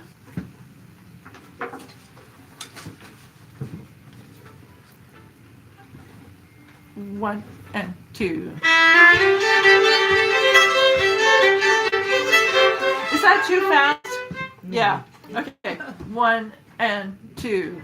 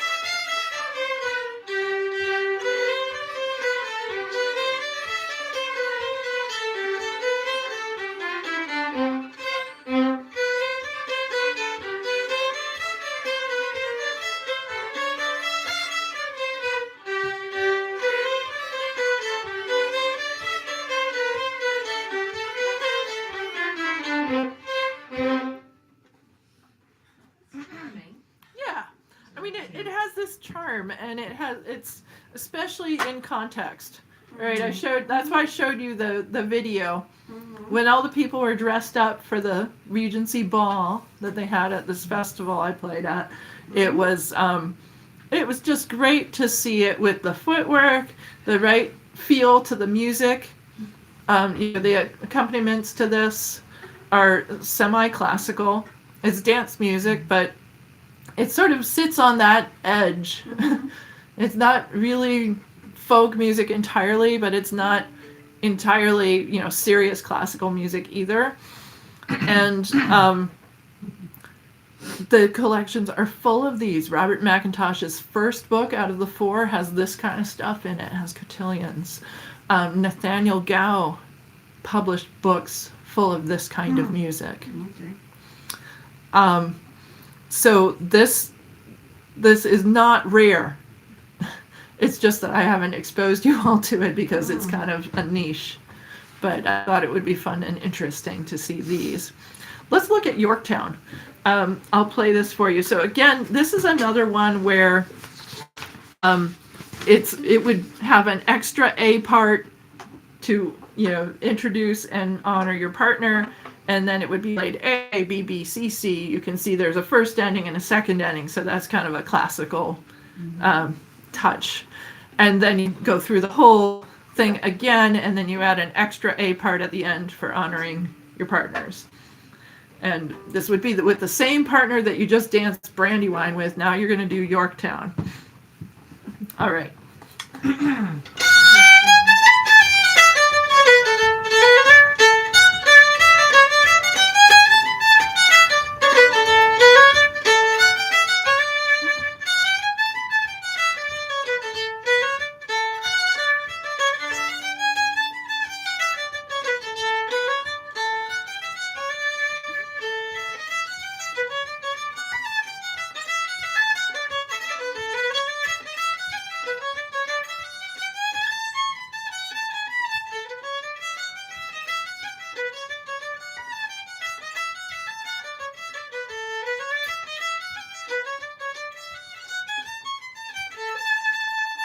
I skipped ahead.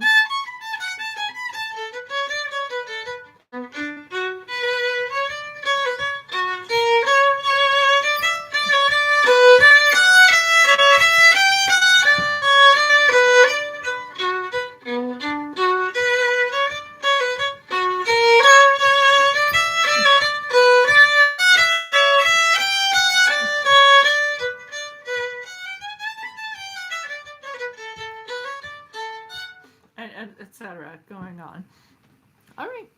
Yeah. In this period with the cotillions, I assume that the dances had their own names. I mean, Yes, and this group of tunes and the dance associated with them is known collectively as the Lafayette Cotillion. okay, so Yeah. so soon as, and I'm talking about not our reenactments, but at the time, as soon as this is heard, people would know what the steps were that Right. would go with these Right. particular What would dances. happen is that they would have studied their cotillions with the dancing master. Right. And there would be certain ones that were in vogue for any particular season, right? So it's just like you wouldn't be seen wearing last season's fashions if you were one of the trendy people. Well, you would want to be able to dance the new cotillion this season. So these dances are not particularly hard, most of them, but there's always something new about it that made people want to learn the new thing. Like in this case, there's the theme, right? That it's featuring Lafayette, who's who's a very popular guy. So, so that gives people a reason, like, oh yeah, let's do that Lafayette dance. Did Lafayette know the dance? I have no idea. Just curious. I was like, these are all dances after him. Does he know the dance?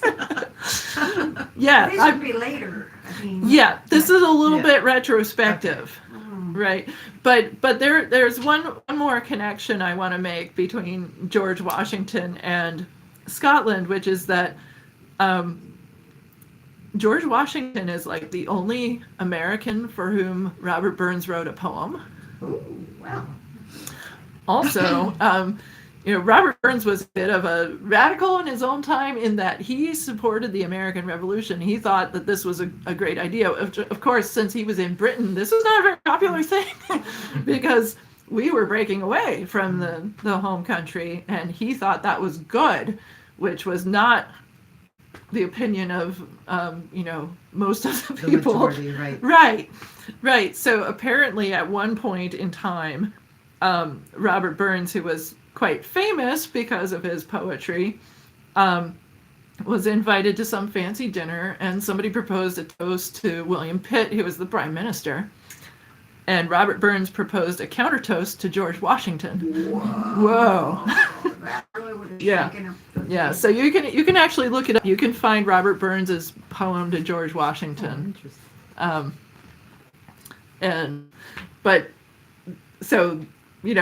I was just fascinated to find all of these connections. I'd heard little bits about various of these things before, but when I decided to put together this workshop, I researched it some more, and I was like, oh, wow, there's even more connections that I didn't, thoroughly appreciate before. So let's play Yorktown. You all haven't had a chance to play it yet. You just heard me do it. So let's take it slow. There is one printed error that I'll have to fix. When in the second section of Yorktown, the first thing is supposed to go back not to the pickup note, but to the first full bar.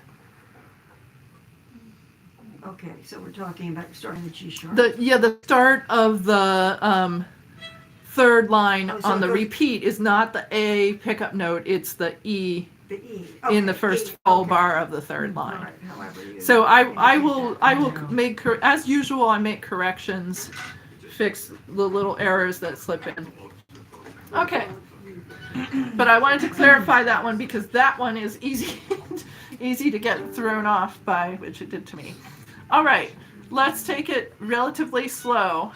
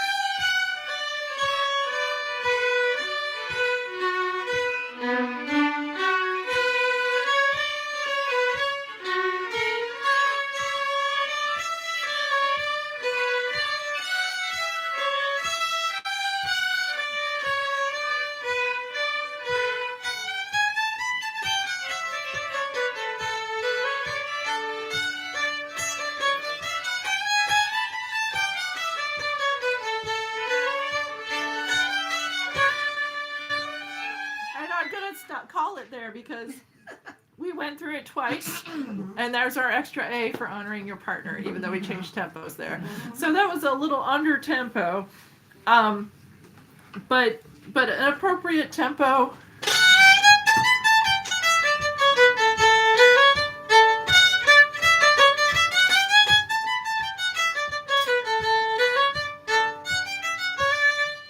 And I'm playing kind of light because that's Yeah, what wow. the feel for this type of dance.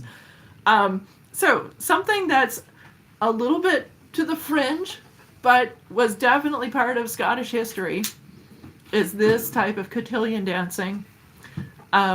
We had something that was a bit like it when we looked at the music of Charles Grant. Anybody remember the Charles Grant tune? That was just last year. Yeah. We had a jig quadrille tune that had it was in C minor with a major section. It was very much in this style, but in 6/8 time. So similar type of tune. And at the time, people were like, whoa, what is this? It's a little different from our usual jigs, which is, because it's for a quadrille, not for, country dance jigs or just listening jigs. Okay, let's go to the next page. So we have Brandywine leading to Yorktown, and then the natural successor to this is a successful campaign. And I believe I played this one in the UK also for that Regency workshop.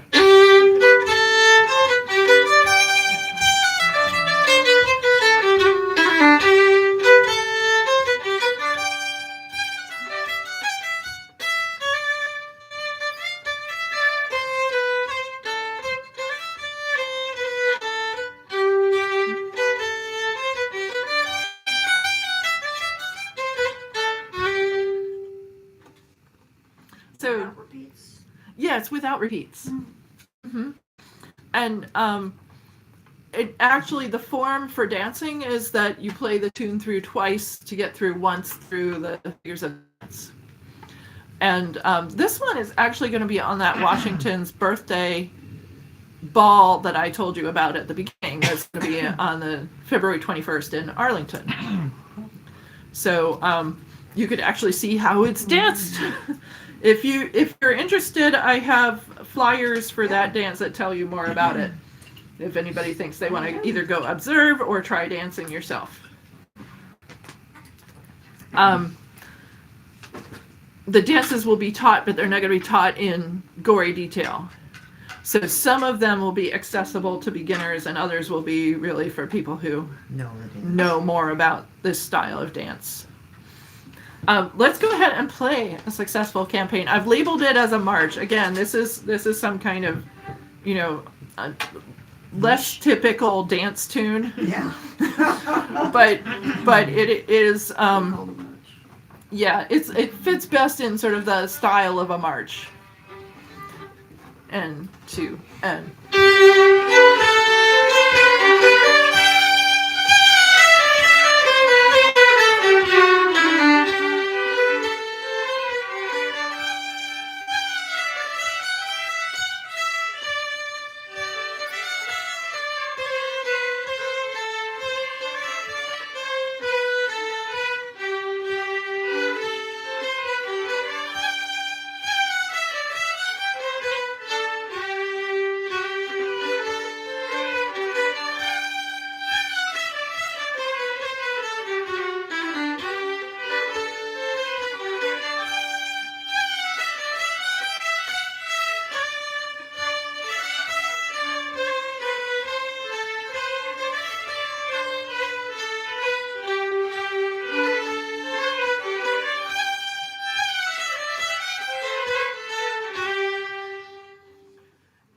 Once again, this type of marchy types of tunes, very, very common in certain types of Scottish tune books from the late 1700s and early 1800s,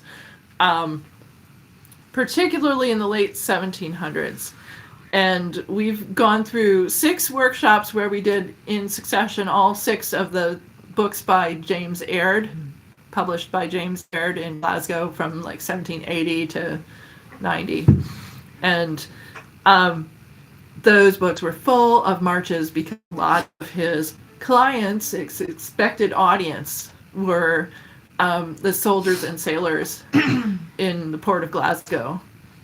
And he was hoping to sell these pocket-sized tune books to people who were shipping out, so they could have their, their music book with them for their long journey across the sea. And full of marches, because, the march for this regiment, march for that regiment, march for the sailors, march for the tailors, march for, Nice. there's even a gardener's march, which we had in our Fiddle Club music. But for the most part, I didn't focus on the marches because they all have this similar feel. They're very stirring, right? But other than that, they're not like, there isn't too many of these marches with a twist to them that makes them really interesting tunes. It's more, they represent a certain style. Anyway, that's a successful campaign. One more thing.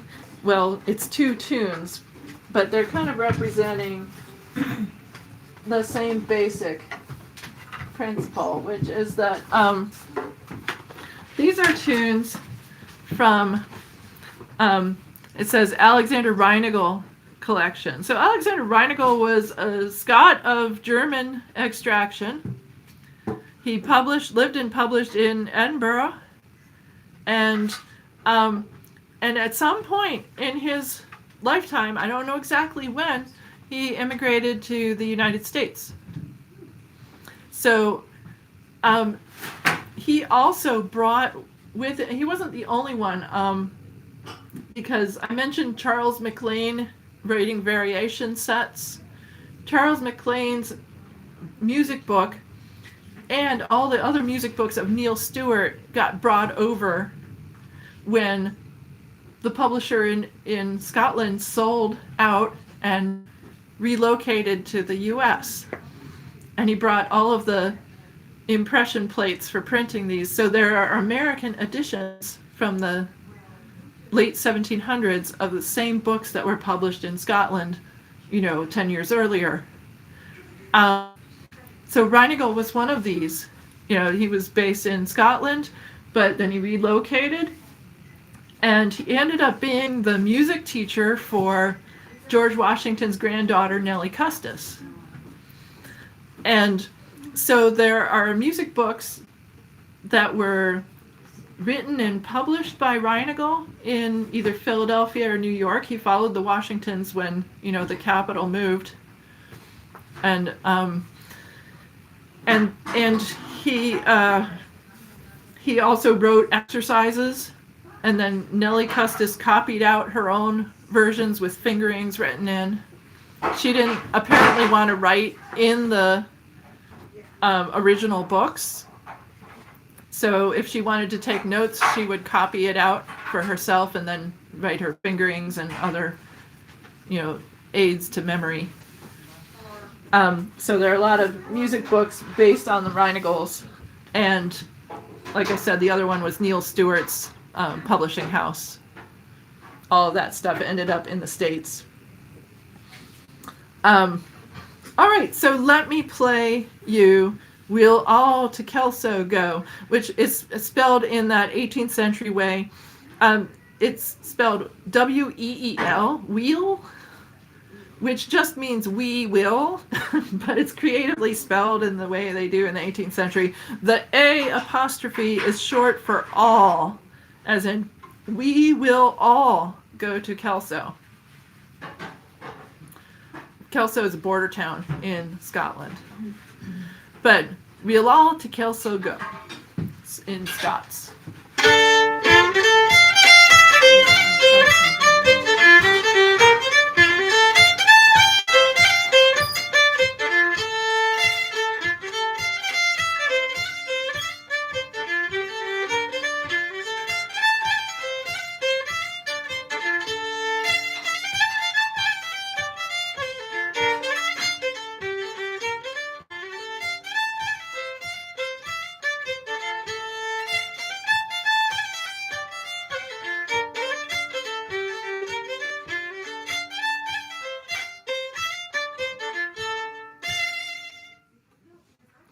this is a tune that it's very likely that Nellie Custis played on her harpsichord and that George Washington heard. So let's go ahead and play through it.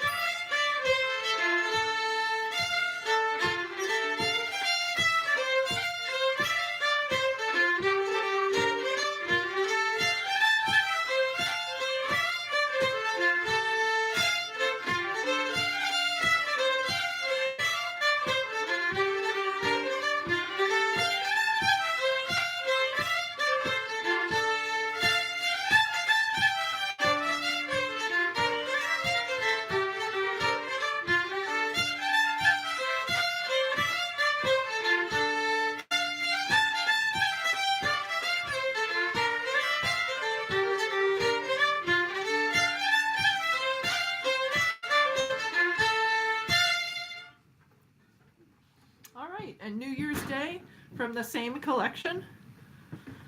Back from the next page of the very same collection. So probably another one that Nellie played and George Washington heard.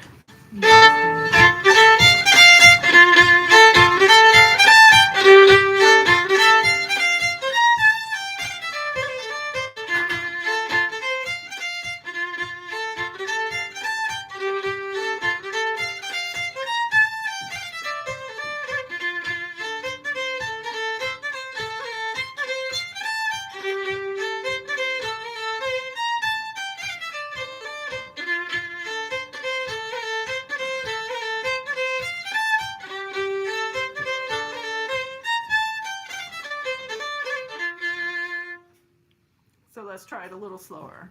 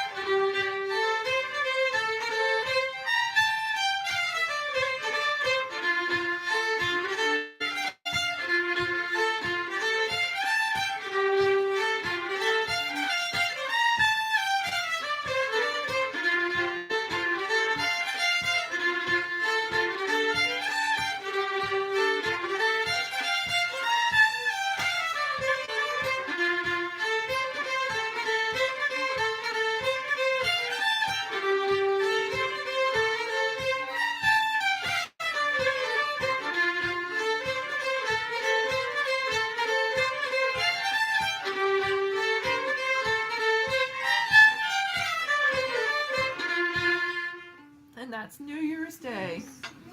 I like the jigs. All right. Yeah, the jigs are pretty nice. Okay, well, we could play our ear tunes again, or we could just call it on this workshop.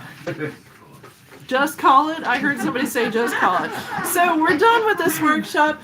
If you want to find more out about this connection, I'm going to encourage you to go to this George Washington ball, at least as an observer, because Eileen Grant who's selected the dances. She has little bits, and I told you she's a history guide and does historical tours of Alexandria.